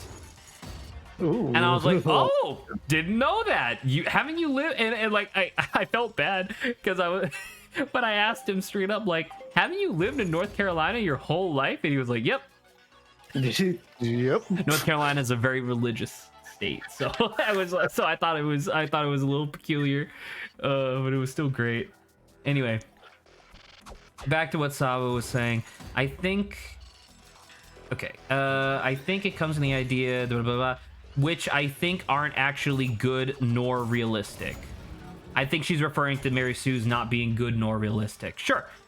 Yeah, but once again, Saba, this is like, it's the same sort of discussion that you and I have had a lot, where like, just because there are some, you know, toxic feminists that exist in the world doesn't necessarily mean that like all feminists like arguments should be thrown out. Not that I'm saying that that's what you're implying, but like, yeah, just because some feminists want every female character in a story to be a Mary Sue, you can throw your shuriken up. Wait, was there a shuriken thing? Oh, there was. Gotta stop me. What? Aw. Oh, you can get these two. You went the other way. No. Oh no. It's cool. I got the cool slashes. Oh well. So characters like Goku, I think, fall into the shonen category, to which I think on a surface level can sometimes be Mary Sue, but I don't think most actually belong in that category. Correct. Goku, I think, would more closely and accurately. You need to go back. You need to go back to the that you just opened was a shortcut. That's all. You need to go back into the previous area that you were just in. So like go down to the right, because there's a boss in the haunted factory that you didn't do. All right. Yeah, this is just so that way you can like enter and leave if you didn't have the proper save point. Holy shit. You fucking annihilated him. But yeah, Goku is an example, a classic example of like of a male power fantasy, which is actually, now I think about it, what's a female power fantasy? Oh, not that. No, I can tell you that. Good job. You exploded. Female power fantasy. Because male power fantasy, more like most often, is represented by muscly dudes, right? And you can see this as evidence, you know, as in the later JoJo parts. Male power fantasies can also just mean that you have a special power that allows you to exercise your competence in a situation, right? Thinking how like Giorno is a twink, but he still has an incredibly strong stand, so it's a power fantasy, especially when you get to the ending. But yeah, there you go. Look at this. Look at this shit. Speaking of male power fantasies. So do you remember why you're here? We've been No. talking over the whole thing, so it's totally fine. This is the Resistance. They're trying to fight back against like the evil robot emperor that like took over the planet or whatever, right? This is a factory that many years before the war broke out was trying to build giant robots to like build cities and stuff. And this one, right before the war or right after the war started, was being retrofitted to be like a combat like Jaeger sort of thing. And they ended up like abandoning it and locking it in here. So you have to figure out how to get this door open. This is a scary door. Look at all the No, I gooey don't- blob. Oh, that's not what I meant to. Oh, I guess pressing up on the analog sticks also count. Didn't know that. So anyway, yeah, I don't know. I can't think of what a female power fantasy would be. I wonder, because obviously, like a lot of stereotypical stuff that I'm thinking of would be like girl boss, right? Like being able to be like, hey, men, go fuck yourself. Is that like a female power fantasy? I don't know. I don't think so. Maybe it is. Who knows? I feel like it's really too strong in that direction, though. But it could be. You don't know. Yeah, I mean, you're totally right. Because like is Jolene a female power fantasy? I feel like this is a question that only females can answer. That's kind of really? what I'm getting at. Like I'm not legitimately looking for an answer. I'm kind of just getting at the idea of like I don't think it would be possible for definitely me. I don't know. I don't really have a lot of women that I talk to that I could ask this either. There's no Carrie, there's no Janine. There's just Saba, who's not even in chat anymore. Shame. So this one makes it so that way when you throw shurikens, you no longer go backwards. Yeah, that's what I'm thinking about because I find it pretty annoying. Oh, Saba is still here. I'm sorry. Oh, okay. Saba's thinking, I think some older female characters in comics would be that way. Be like that, sorry. Oh, She spelled that with a Y at the end as like a mistype, since obviously Y and T are right next to each other. So it's like I thought be that way. So be like they. Ah, shit. because I wonder if that's a thing. Once again, literally no idea. But since in theory I'm gonna be watching a lot more like feminist propaganda, I don't know what to call it.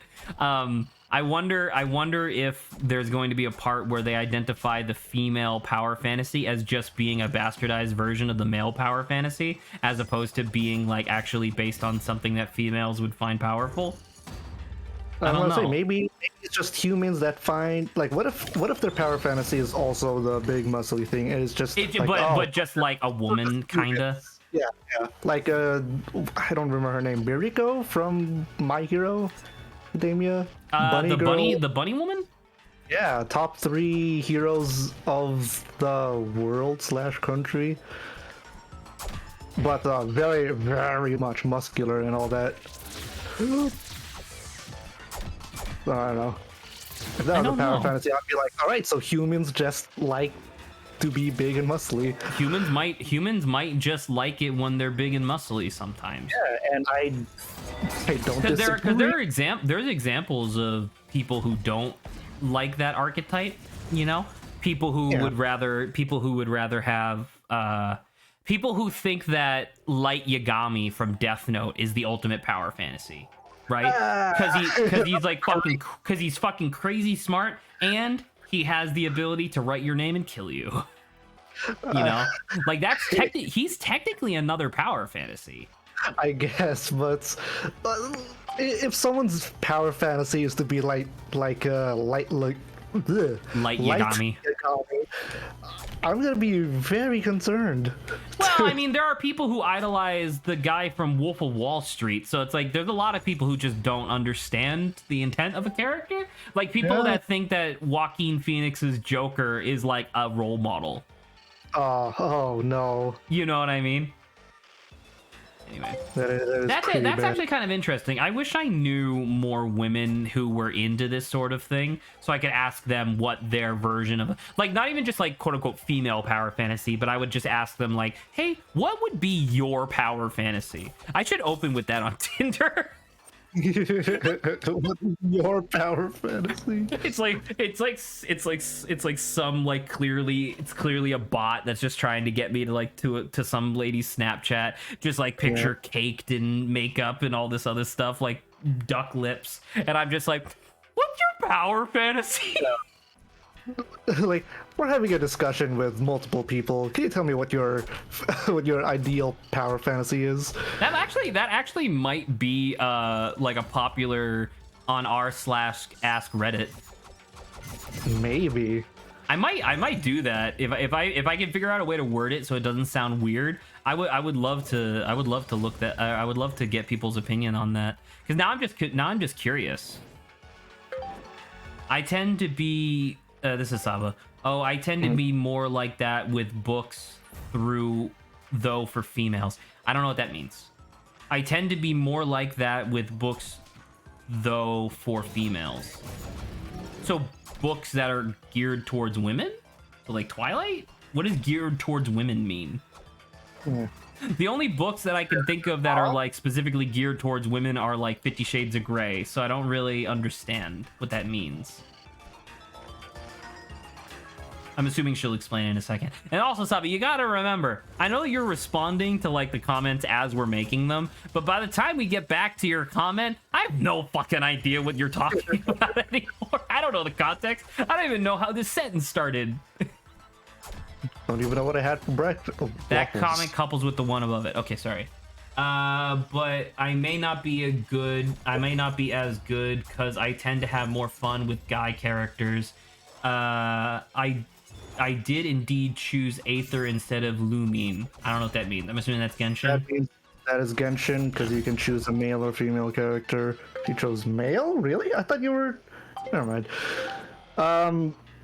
I actually I want you to talk but I came to the realization yesterday, and I said this to one of my friends, and he kind of scared me a little bit because this was, when I say the other day, it was like literally weeks ago. Now I think about it, but like if I have the option in a video game to choose like the gender of my character, my like from least likely to most likely is male, female, and then neither.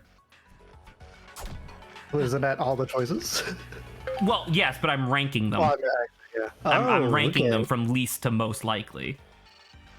Like if I wish that I could play a game like fucking MGS5, right?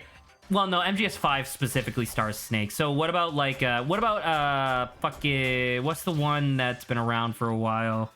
They announced the 6th game, not Gran Turismo 5. What the fuck is the Rockstar made it? GTA? GTA, thank you. So like I wish I could play, I guess you can with mods, but I wish I could play GTA 5 as like Slender Man. Oh, okay. Now we're getting somewhere good. You know what I mean? Like that's kind of. Oh, you hit him, but the strike reflected off of the spinning saw blade. That sucks. Holy shit, Lords, you gotta focus. Anyway, This monster is so scary. the one that just constantly boom, boom, boom, boom in your face. So scary. You really you figured out the trick earlier. It's exactly what you would think. It's you gotta sneak up on them and charge blade them. It's way easier. Yeah, I figured that would be the case. Oh yeah, you were gonna respond to Saba picking Aether, I guess. Aether. I mean, you could, like you say, like Saba said that she might not be a good choice for choosing what the female power fantasy is because she chose Aether. But what if that is a factor? That's the What thing. if you I don't just, know. like- I want more people. I want more input from like as many people as possible. Because now I'm legitimately curious. It's a sample size of 1, and that 1 has made the choice. We're done. No more discussion. Uh-oh. No, can I? If you try to slash him, I think he comes back around. Yeah, there you go. Look, he's patrolling slowly. Go get him. No! It's okay. Get him. Yes! Fuck, Lawrence. Lawrence! It's cool. It's cool. Oh, man. Saba says, it depends on what kind of game. I think it can be more personalized. I definitely choose female. Okay, that's interesting.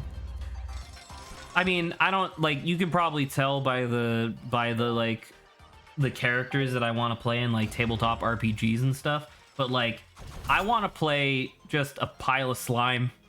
I want to just be a funny pile of slime. That's what I want.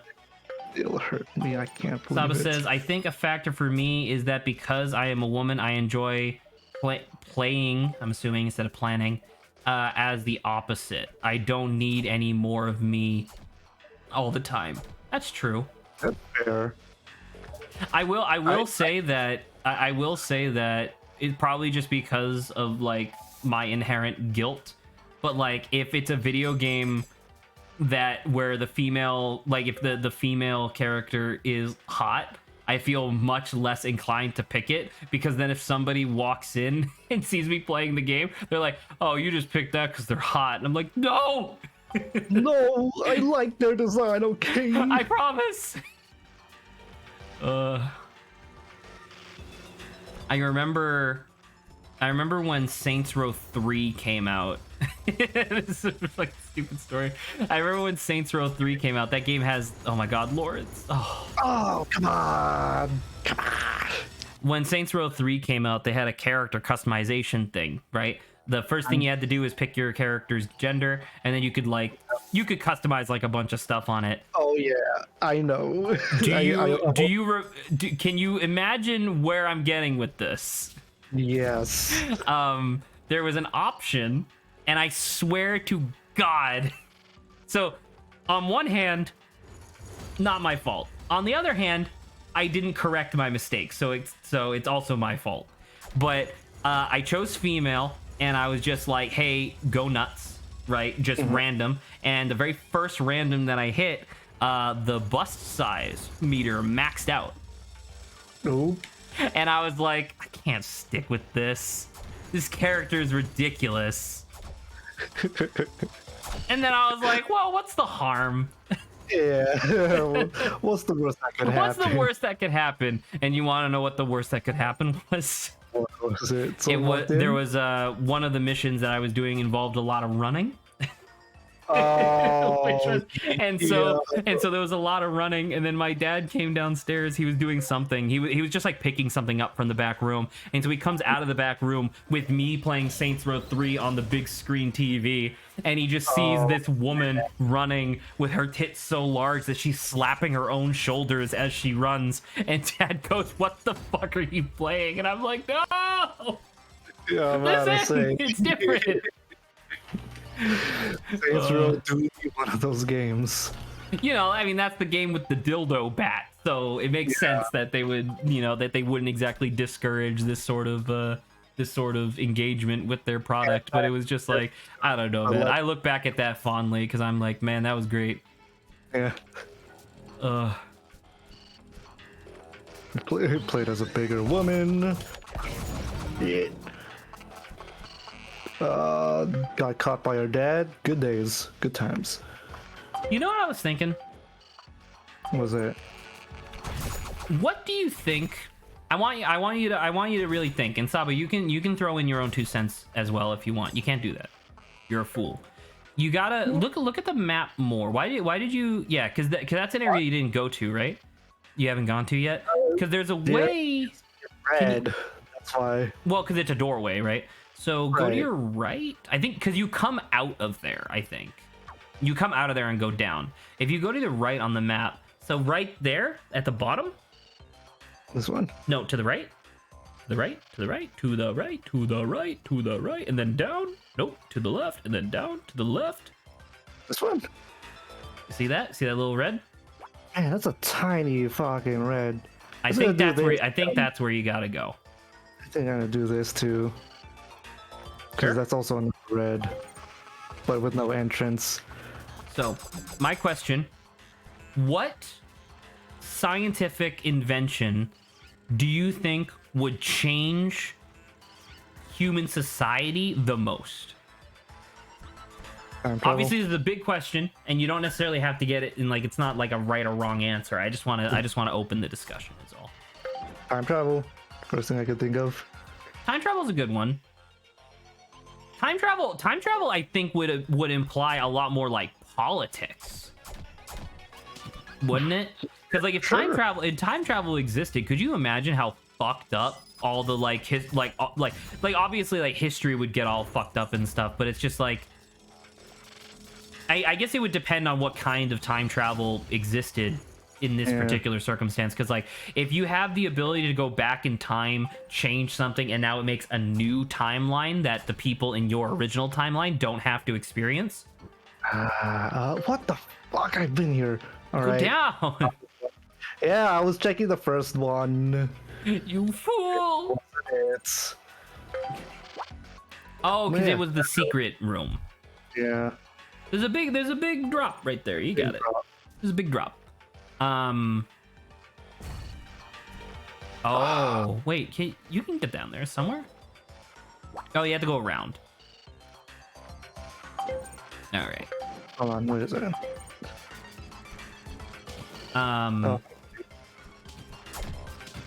yeah, time travel would be kind of interesting, I guess. Well, because I guess, and it's hard to convey this via conversation, but I feel like Kasaba said teleportation, which, by the way, I'm gonna nix teleportation and replace that with portal since it's better. I feel like both of these inventions would be less socially disruptive and more just like politically or economically disruptive, you know? Because like if you have... You're gonna get crushed. Holy shit. Oh my god. I thought you were about to die. Get cool. If teleportation existed...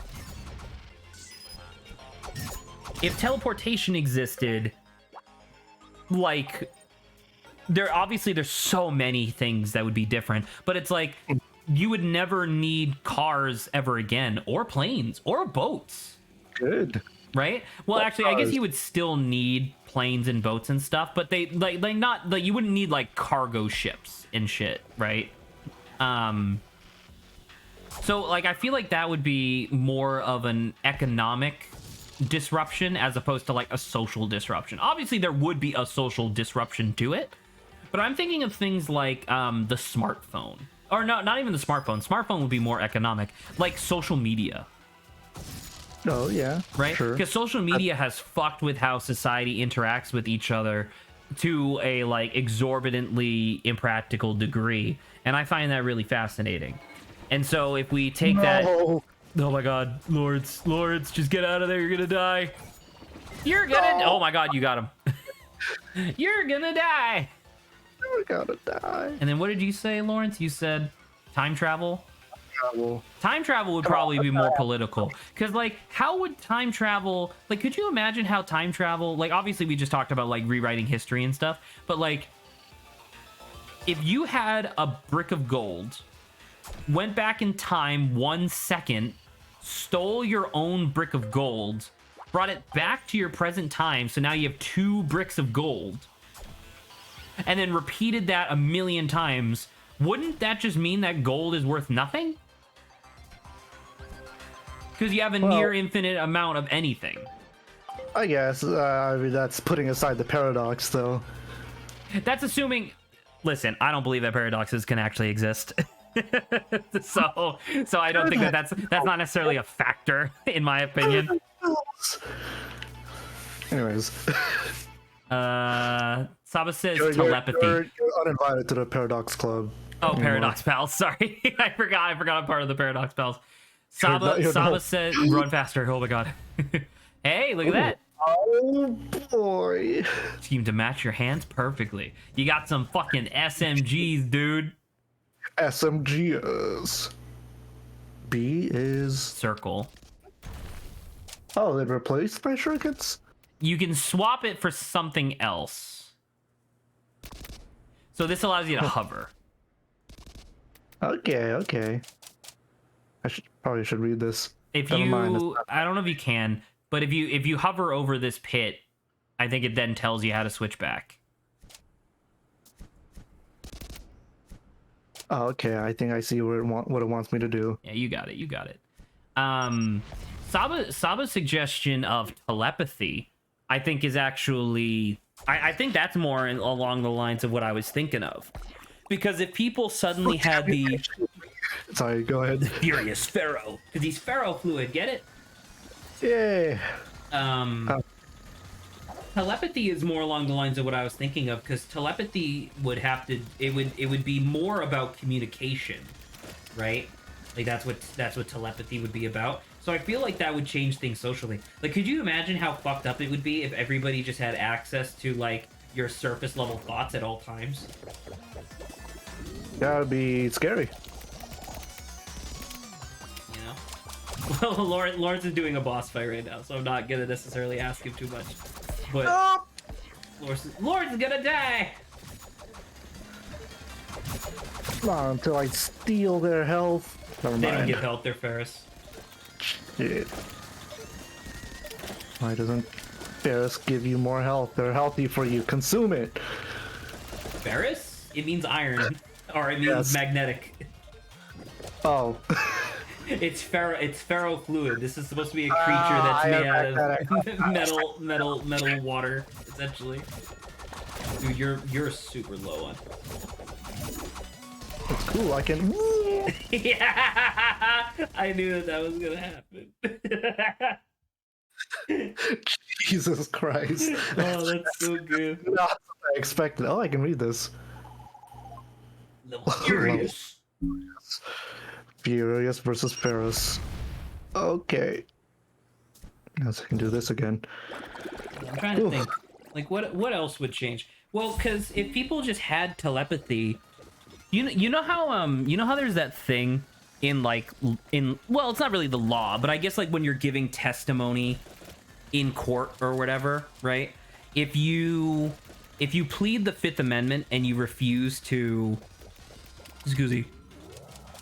if you plead the Fifth Amendment and you refuse to actually give testimony on something because you don't have to, right? If it incriminates you, there's a lot of social implications to that, because if you're refusing to answer this question, that must mean that there's something about this question that you don't feel comfortable answering, which has a lot of implications surrounding it, right? What if, in a similar vein, people could opt into being like part of the telepathy system or not? And then like somebody chose to not be part of the telepathy system. It's like, oh, why? Ooh. Are you a liar? Like, do you lie to people all the time? Are you thinking about having sex with your coworker Janet 24/7? If you are, you're a bad person. You gotta Or shoot even this worse, guy. are you thinking about playing games and not dying? This is a tough subject for you. I'm sorry. I Or mean, not tough subject, but a tough dude. Use your Lawrence. If you use your SMGs when you're going over them, you will kill them before they explode. That'll save you like 2 entire chunks of your health bar for this boss fight. A little impatient, okay. Listen, man. Oh, phase 2 already? Oh, Or a lot of damage. this phase, whatever. Okay. Saba also said wormholes. Sorry. Saba also said wormholes. Wormholes is like the same thing as like is the same thing as teleportation portals. Like just the idea of like instant long distance travel would be the same idea in theory. So you point down. I don't know why you activated it first, but it's all sorts. Why? Point down. How else do I point down other than You never mind. What? He's floating. well? Because you can hover across the whole thing. You walked over it first to activate it and then shot down.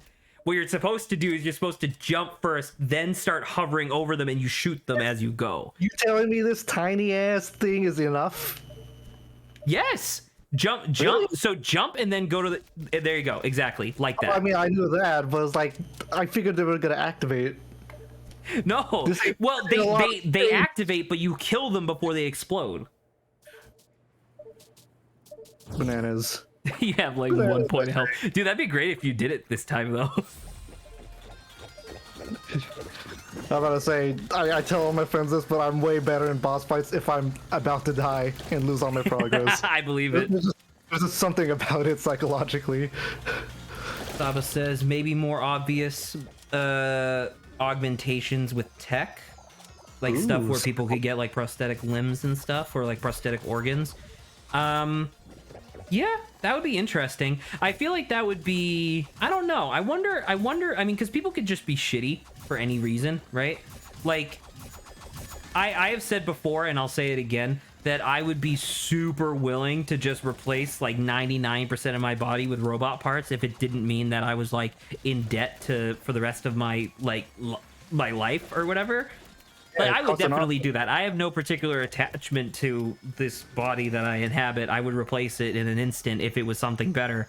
But I wonder how many people, like, I wonder, like, if augmentations became something that was, like, super prevalent, I wonder how quickly it would take, or how quickly people would become shitty and start discriminating against people that were augmented. Oof. That might happen fast. Right? Like, I feel like, there you go. Oh, that's Perfect. bananas. Are you kidding me? It's almost like they told you about the hovering for a reason. There's a ceiling. You absolute goon! It's like, fly. It's like, there's a ceiling. No, fly. I didn't say fly, I said hover. I know that's what you're saying. Anyways. Or life improvements such as eyesight or hearing or stuff like that. Yeah, that makes sense too. Like the idea of all these augments. Whereas just like, once again, I'm just like the point of the question was socially, but like augments like this, not like obviously they're going to happen. Like I think even within our lifetime, people will be able to buy like robotic eyes and stuff. The Apple eye. Oh no. You know, and I think and I think that makes sense. And from a social standpoint, I have no idea, because like people still get discriminated against, but they don't necessarily get openly discriminated against.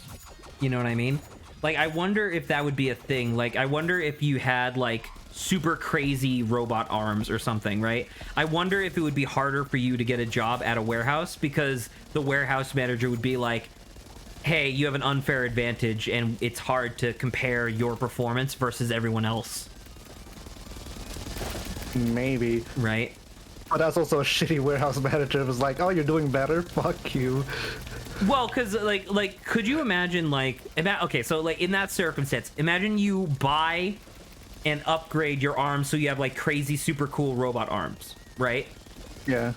Do you think that you now, as a person, have the obligation and ability to demand higher pay since you can do better work than other people? Oh, now that's an interesting one. You see what I mean? Where it's just like where it's just like, I can definitely see people being like, no, fuck you.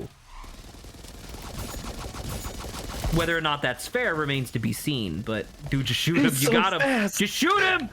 It's You're so fast. close. Okay, hold on. Oh, come on. You're fine. Just do it again. Yeah.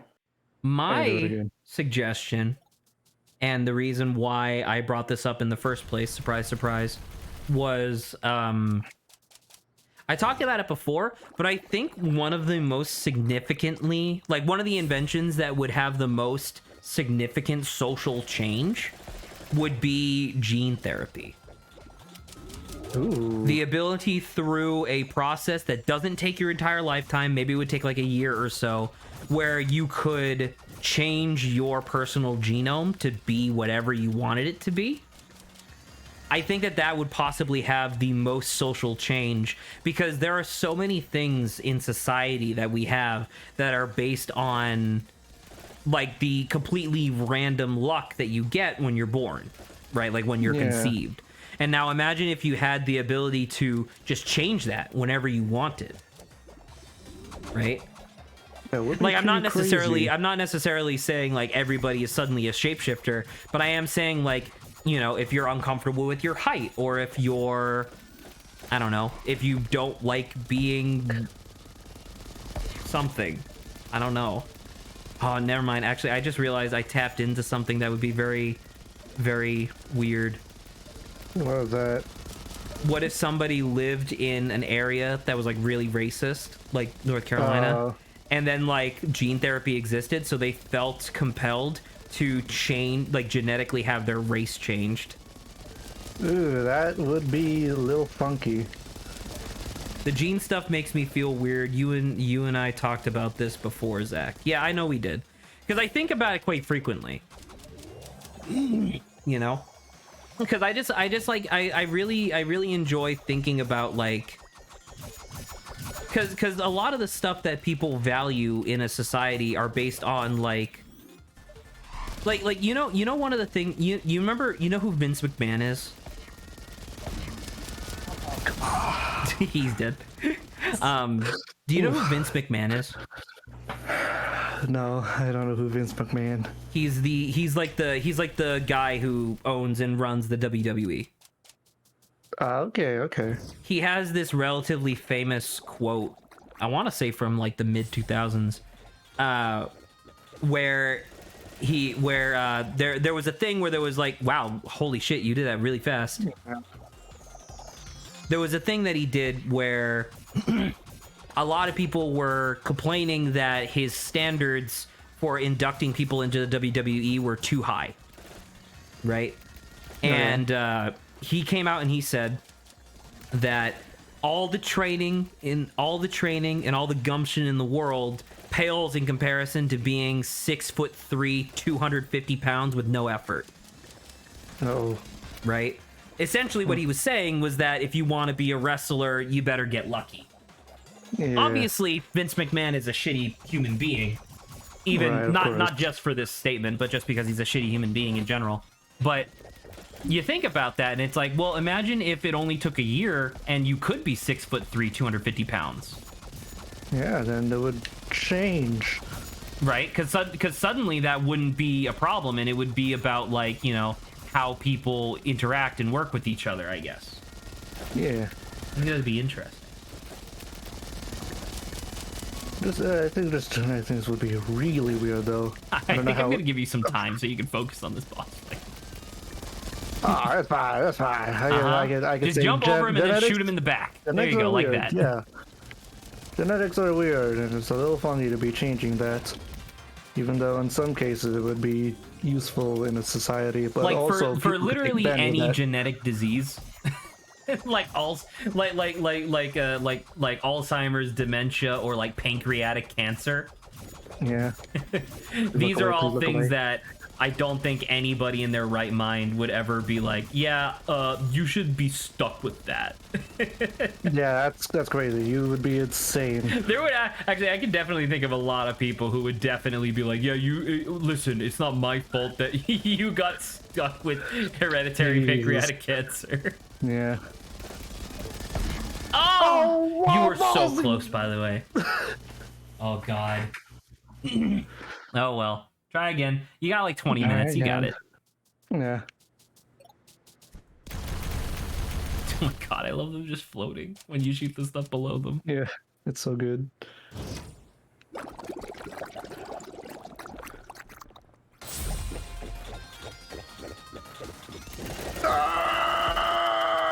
Oh, dang Like it. a really like why didn't he you didn't Why do didn't it he- enough, you didn't do it fast enough that time. Like, isn't that weird? Yeah, but yeah, it's a little.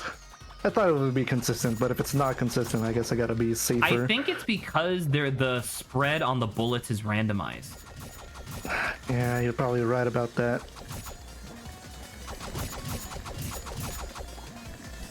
I'm thinking about gene therapy in relation to Tinder. Ooh. Because be- like there's that thing that, once again, I am so glad that I have blocked r/Tinder now. But there was a thing that would constantly hit the front page of Reddit where it was like you know, people on Tinder being like, if you're not 6 foot or more, don't respond or Right. don't swipe, right? And it's like, and it's thinking about that, and it's like, in a world that has gene therapy, would it matter if everybody, like, would it matter if people were 6 foot? Because wouldn't every, like, if quote unquote society told you that you were supposed to be 6 feet tall, wouldn't everybody just be 6 feet tall within like a year? I'm betting there would be plenty of people who'd be like, "Oh, you're not naturally 6 feet tall." Oh, you're Cringe. super right. But how would you Yeah. know? I don't know. Oh, It's that's like a one good. of those That's a good lies point. in a There would relationship. definitely be a societal thing where like the government forced you like on your driver's license or whatever to indicate that you had gene therapy. Yeah, Because they do that for if you're like trans or whatever. yeah. Or there might be like some black market stuff of Of getting gene Gene- therapy, but it's like off the record. yeah. Ooh, could you imagine that? Could you imagine like a political influencer getting gene therapy, but he was like embarrassed about it, so he was like, "No, I've always been 7'6". Yeah, that would be. I'm just an alpha male like that." I'm just an alpha male. No steroids, none of that. No, no artificial height increasing or muscle increasingness or attractive increasingness. I never thought of that before. That's a really good point though. The idea of like the government being like, you have to let people know that Yeah. you had gene therapy. Oh my god, he did it. yes. Holy crap. Oh man, Look, all the goo. ass cheeks were clenched at the end there. Fucking whoop.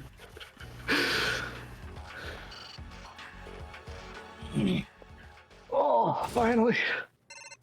Give me your loot. I mean, I guess I'll answer Chief first. You're on a roll, thank you. Fancy doing some cheese.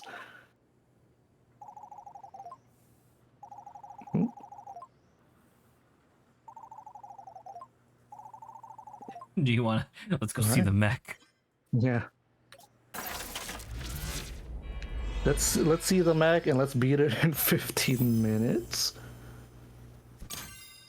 That's a scary ass mask. The only problem with it is that it doesn't perfectly Doesn't move. sync with your face.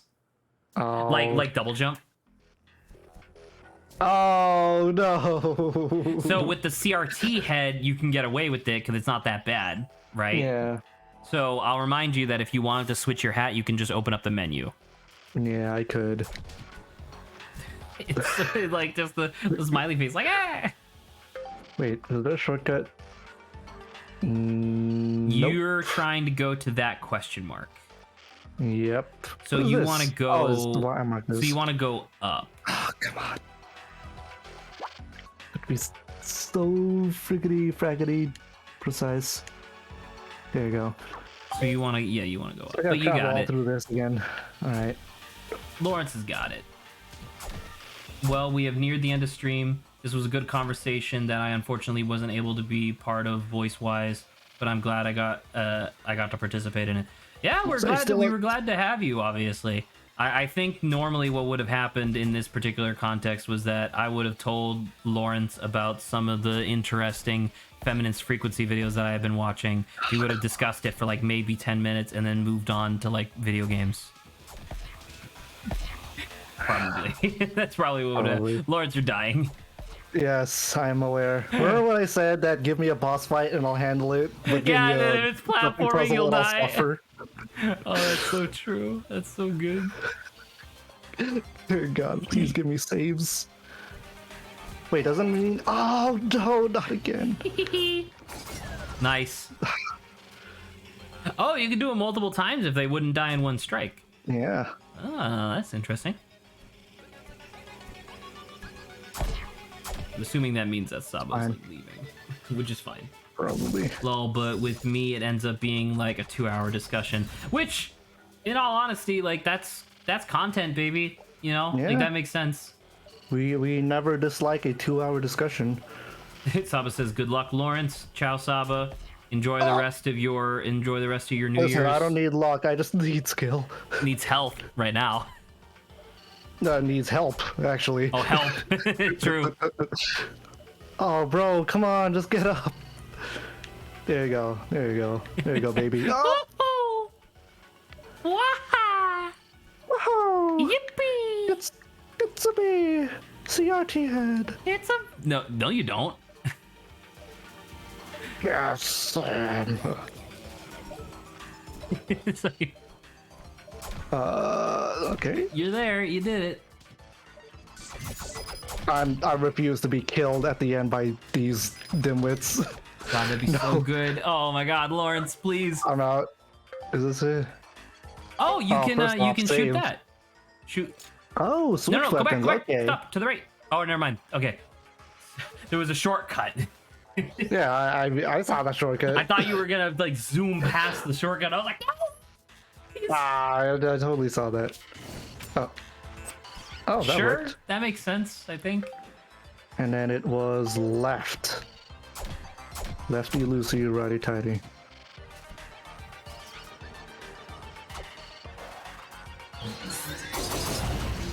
It's cool. That was cool. I love that so much. Hello, everyone. Not the right Okay, yeah, I place. am. You gotta go up higher. I saw blue In man. the and I thought, hypothetical, oh my God, Lords, why? Ah, man. You fool. I thought. You fool. So, in the hypothetical situation of the gene therapy that I brought up, right? It takes a year for your genes to properly change from like one to the next, right? Right. I'm just thinking about like how would that work? Like if this existed in real life, if this technology was introduced, but it still had to be like developed over time, I wonder how that would progress. I wonder if it would be like you know how like Discord will sometimes come out with an update and it's like, oh, here's like a bunch of new shit you can do on Discord. I wonder if gene therapy would be similar.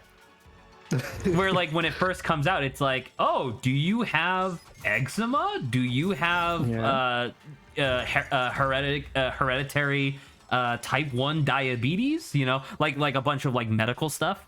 Yeah. Get gene therapy and have it fixed, right? It would be a miracle. Yeah. And then obviously I feel like it would be very quickly. Oh, I want you to see the mech. So Good wait. lord. Hold on. Are you talking, buddy? Okay. we're back, You got my Tabby. back? I sure hope you do. Got another big problem. It's very different. A hell of a lot of power. Okay, okay. In the city. Oh, do I gotta go back we to can't do this. city? Yeah, you're right. Yo, I was built ready. Hell yeah, brother. So you got your SMGs. Ooh, okay. So you got your SMGs. So you yeah, and that's what they said. So if you zoom out one more. So you see to the left of the abandoned subnet. Is the fallen abandoned subnet? Oh yeah, it's a empty spot. That leads to somewhere. But they said the thing would be in the city.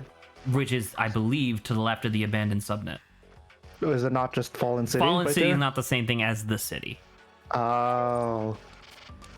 But you do have because you should think about because you just got submachine guns. Is there any places on the map that you can think of that would benefit having the ability to hover? Well, I guess we'll see. We'll see. Anywho, back to the hypothetical about the gene therapy or whatever. Yes. How many years do you think it would take before they started offering like cosmetic? Ooh, good Right. question. Assuming the first gene therapies are It's like all simple medical Successful. stuff, and like I would Yeah. assume that, well, maybe not assume, but I would hope that they would at least focus on a lot of the hereditary medical stuff first. yeah. Like you know that would be one of the cool. things that they could do with gene therapy in theory, it might be kind of difficult, but they could come up with transhuman gene therapy. Like imagine being able to get gene therapy and suddenly your body is able to process processed foods just as good as like organic foods. Ooh, okay. Right? That'll be So like useful. saturated fats are really bad for you because it's a highly concentrated form of fat that gets stuck to your fat cells really easily, right? Yeah. Imagine if you had gene therapy where it's like, nah, Don't have to worry about that no more. exactly. Right? Yeah, that would be dope. I'd like that. Abandoned subnet. Okay, just go straight. Down somewhere. Ugh. But yeah, like how long until they start offering cosmetic gene therapy? Like how long until you could go get gene therapy to turn your hair blue? Ooh, that would have to take a while. Actually, would that be easier than doing the hereditary? I literally think it would be. Like, Yeah, because the I'm gonna thing say, is that 'cause- I have no idea. Like, I'm pretty significantly confident that human pigmentation can't produce blue, right? So not only Right. would you have to figure out how to, like, it would probably be pretty easy to get gene therapy to change your hair color to a different natural hair color, even if it Yeah. was like red, right? Because red is a natural Yeah. hair color. You could probably figure that out relatively quickly. But like stuff that's unnatural hair colors, like fucking Blues, purple greens, and blue all and that. green and Yeah. stuff like that, that might take longer. True. But stuff that the human genome already handles, like, do you think that having somebody change their height would count as a cosmetic gene therapy? Yeah, there you go. There you go. Dude, you're fucking Oh. terrifying in this area with this Yeah, mask. absolutely. It was a good mask. But changing a height, because I feel like that's both physical, that's that dude. Both changing your genes, but also changing your how you physically look. Like they'd have to do something to your legs, I assume, Or just like just like your torso in general too. or torso. Yeah. Could you imagine that? Could you imagine if like, all right, I want gene therapy where my legs are really short, but my torso is crazy long. Yeah. I want to look like fucking Sully Sullivan from Monsters Incorporated. Yeah. I think it's to the left because you can see the little signs. No, like cool. physically in the environment. Like if you go back up, you can see here that it says abandoned desert. Oh, that one does. And I think it was to the left because that's so okay. So there's two of them. So you see the one on the left up there, that is Fallen City or Factory maybe, and the one on the right is the actual city that you're going to, which I believe is down. All right. Yeah, see, there you go. Oh, you can't get in there yet. You need another weapon. Tell me about this new weapon, please. From the city. Okay. There's a weapon that can move Ooh, mountains. move So you need to go to the mountains. mountains then. Which Through is the mines, mines. which is to your right. Man. Man, you're trying to activate this fucking mech, and it's like, all right, well, we need the power core, but we can't get the power core because there's a rock slide. So we need something that can get rid of the rock slide, so we can get the power core, so we can get the mech, so we can get to the final boss of the game. What was that bit from Malcolm in the Middle? It was like, all right, time to. Oh yeah, fix this he's light trying bulb. he's trying to replace the light bulb or whatever. Yeah, fix the light bulb, but the drawer that he got the light bulb from It's squeaky. kind of sucks. So he has to do that, but then by he the way, gets there's a boss. the lube. Oh my! All right, I have guns. Well, I should have known. If you don't, you have 6 minutes. If you don't beat this is okay. This would be a good place to start on next Sunday. Oh God! Wait, are you? Smack it, smack those, Okay, gotcha. and now you can strike him. Yeah, there you go. Okay, He has the armored core, and yeah, you got it.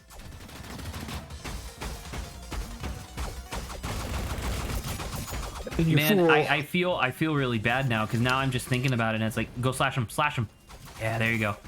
Because now I'm just thinking about it, and it's like, dude, I actually kind of want to do. Like, I'm not exactly a great writer or whatever, but I would love to do some world building of exploring, like, what would happen in a world where gene therapy was just a thing? Like, what's the timeline of that shit? Like, because how long did it take for politics to actually start, like, putting legislation on Ubers and stuff, right? Oh, it didn't take that long. What are you talking about? Well, comparatively, it took quite long. Actually, to be whoa. It was like 8 years before they had any major legislation. Oh my god. I guess time flew during that moment. Yeah, because Uber like took over the world, you know? Yeah. Ta-da, you have a box head. Yay. I just like it though because it makes you look like you have a fat chin. I do got a double chin going on. But I'm straight up box. It's like Doombox. Yeah. Snake would be real proud of me. I love the idea of Snake in a cardboard box with a painting of his face on the front. Yeah. You never know. My grandpa could work magic. Oh, we had totally different voices for this man. Sorry. Well, you said grandpas. I thought he'd be younger. Real quick, go to the left. Can you get up there? See a little nook? Ooh, I have to be a little If you had slingshot, you could do accurate. it. Yeah. And also, can you not grapple up? Like, or can you not pull up on the grapple as you? I would need a surface on the side for me to To run up. run up. Okay. Oh yeah, that's. Yeah, I don't think that's gonna happen. All right, Yeah, come I back think it when would you be get a a slingshot slingshot. then. Yeah. And then he said something about Triangle to no lying. triangle. There you go. Oh my god. Perfect. Yeah, I had to go for it. I'm so scared, dude. Oh no, the crypto mines. Funny. Funny. When was this game made? It was like 2018, I think. Okay, so. 2018, maybe 2019. Yeah. Ah, yes, the entrance to the collapsed. I'm losing you, Zach. Ooh, you know my full name. Once you reach the other side, I might be to reach you again. All I know is the way to Girl Mountains. What? We have like 2 minutes Yeah, left 2 before minutes. stream ends. What do you think? Same hypothetical as before, right? It's like companies are developing gene therapy programs, and it takes about a year on average for people to process through their different gene therapy things, depending on how different their genes have to change, right? Because obviously you have to make sure that the gene therapy doesn't fucking kill them during the period of time. So Right, sometimes it course. takes a lot longer than come on. others. Nice, good job. In the context of 5-year intervals, what do you think humanity would look like? Oh. Ooh, that is a good question. I would like to posit like an initial thing. I think within 5 years, the vast majority of people with access to gene therapy would look like supermodels. Fair. Because I think I I think most people that lack critical thought would go with that sort of thing. Also, I think I'm gonna stop right here since it's a save point. That's an extremely good idea. Yeah. I think they would look like supermodels, but I think all the people who are already supermodels might try to go further. God, I- what would further look like? Would it just be, I don't know. like how long could that arms race go? Right? Because supermodels are valuable because of how like lucky they got with their gene pool at Right. conception. So it's like now if people have the ability to chase after them, do male supermodels just get more fucking ripped? Do female supermodels just get even skinnier and taller? Maybe, because I'm thinking they would be like, because like supermodels already have, well, if you see them in real life, they will already have like pretty good natural bodies.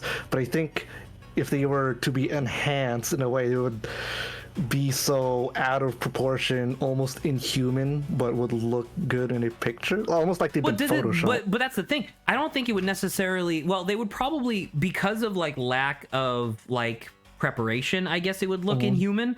But if you had gene therapy, you could essentially just have Supermodel Plus and make it look natural. Right? I mean, I could think of all I could think of is that there would be like some sort of upper limit, because how far natural Until like physics starts kicking in and this person Yeah. will collapse under their own body weight. yeah. But then if somebody is starting to get to the physical limit where like their muscle mass and bone mass alone would like crush and kill them, that's when you just start the gene therapy of like, okay, denser bones, higher muscle density. Man. Right? But then when they start looking real weird after that point. Would they? I'm guessing they would, because it's hard to get like even. I'm like in my thicker- mind, I'm thinking of it like 3D modeling, right? yeah. Like a good 3D modeler could make this look realistic.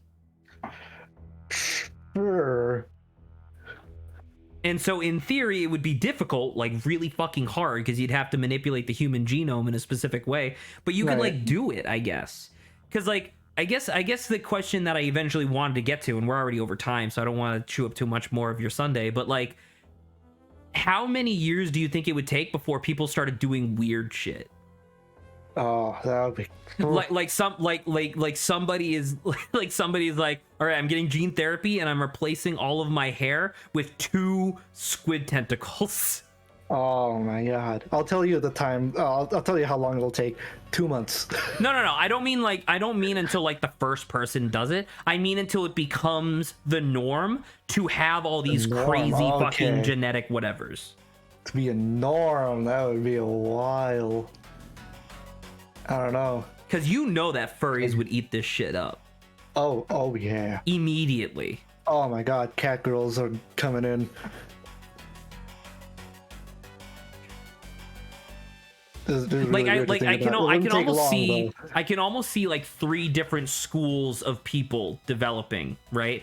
There, like the first school is what I think would show up first and what we've already described. People who use gene therapy to try to like crank up the dial on how quote unquote genetically perfect a human being could be, right? Like genetically optimal, like taller, more muscle mass, more intelligence, like higher blood flow, like whatever, just like cranking those dials as far as they could go. Then there would probably be a secondary class that immediately shows up after that, which is like, fuck you, we're going weird, right? Yeah. I'm gonna have like rainbow chromium skin, and all of my limbs are gonna have spikes on them, you know what I mean, like stuff like that. And then the third group that I think would develop after that one is like, you know what, fuck being the ultimate human, I'm gonna try to become the ultimate life form.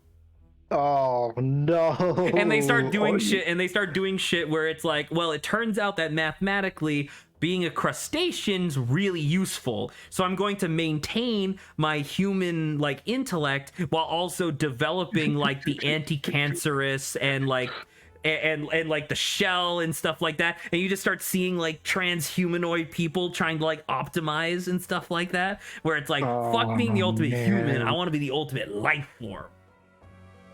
That would be crazy.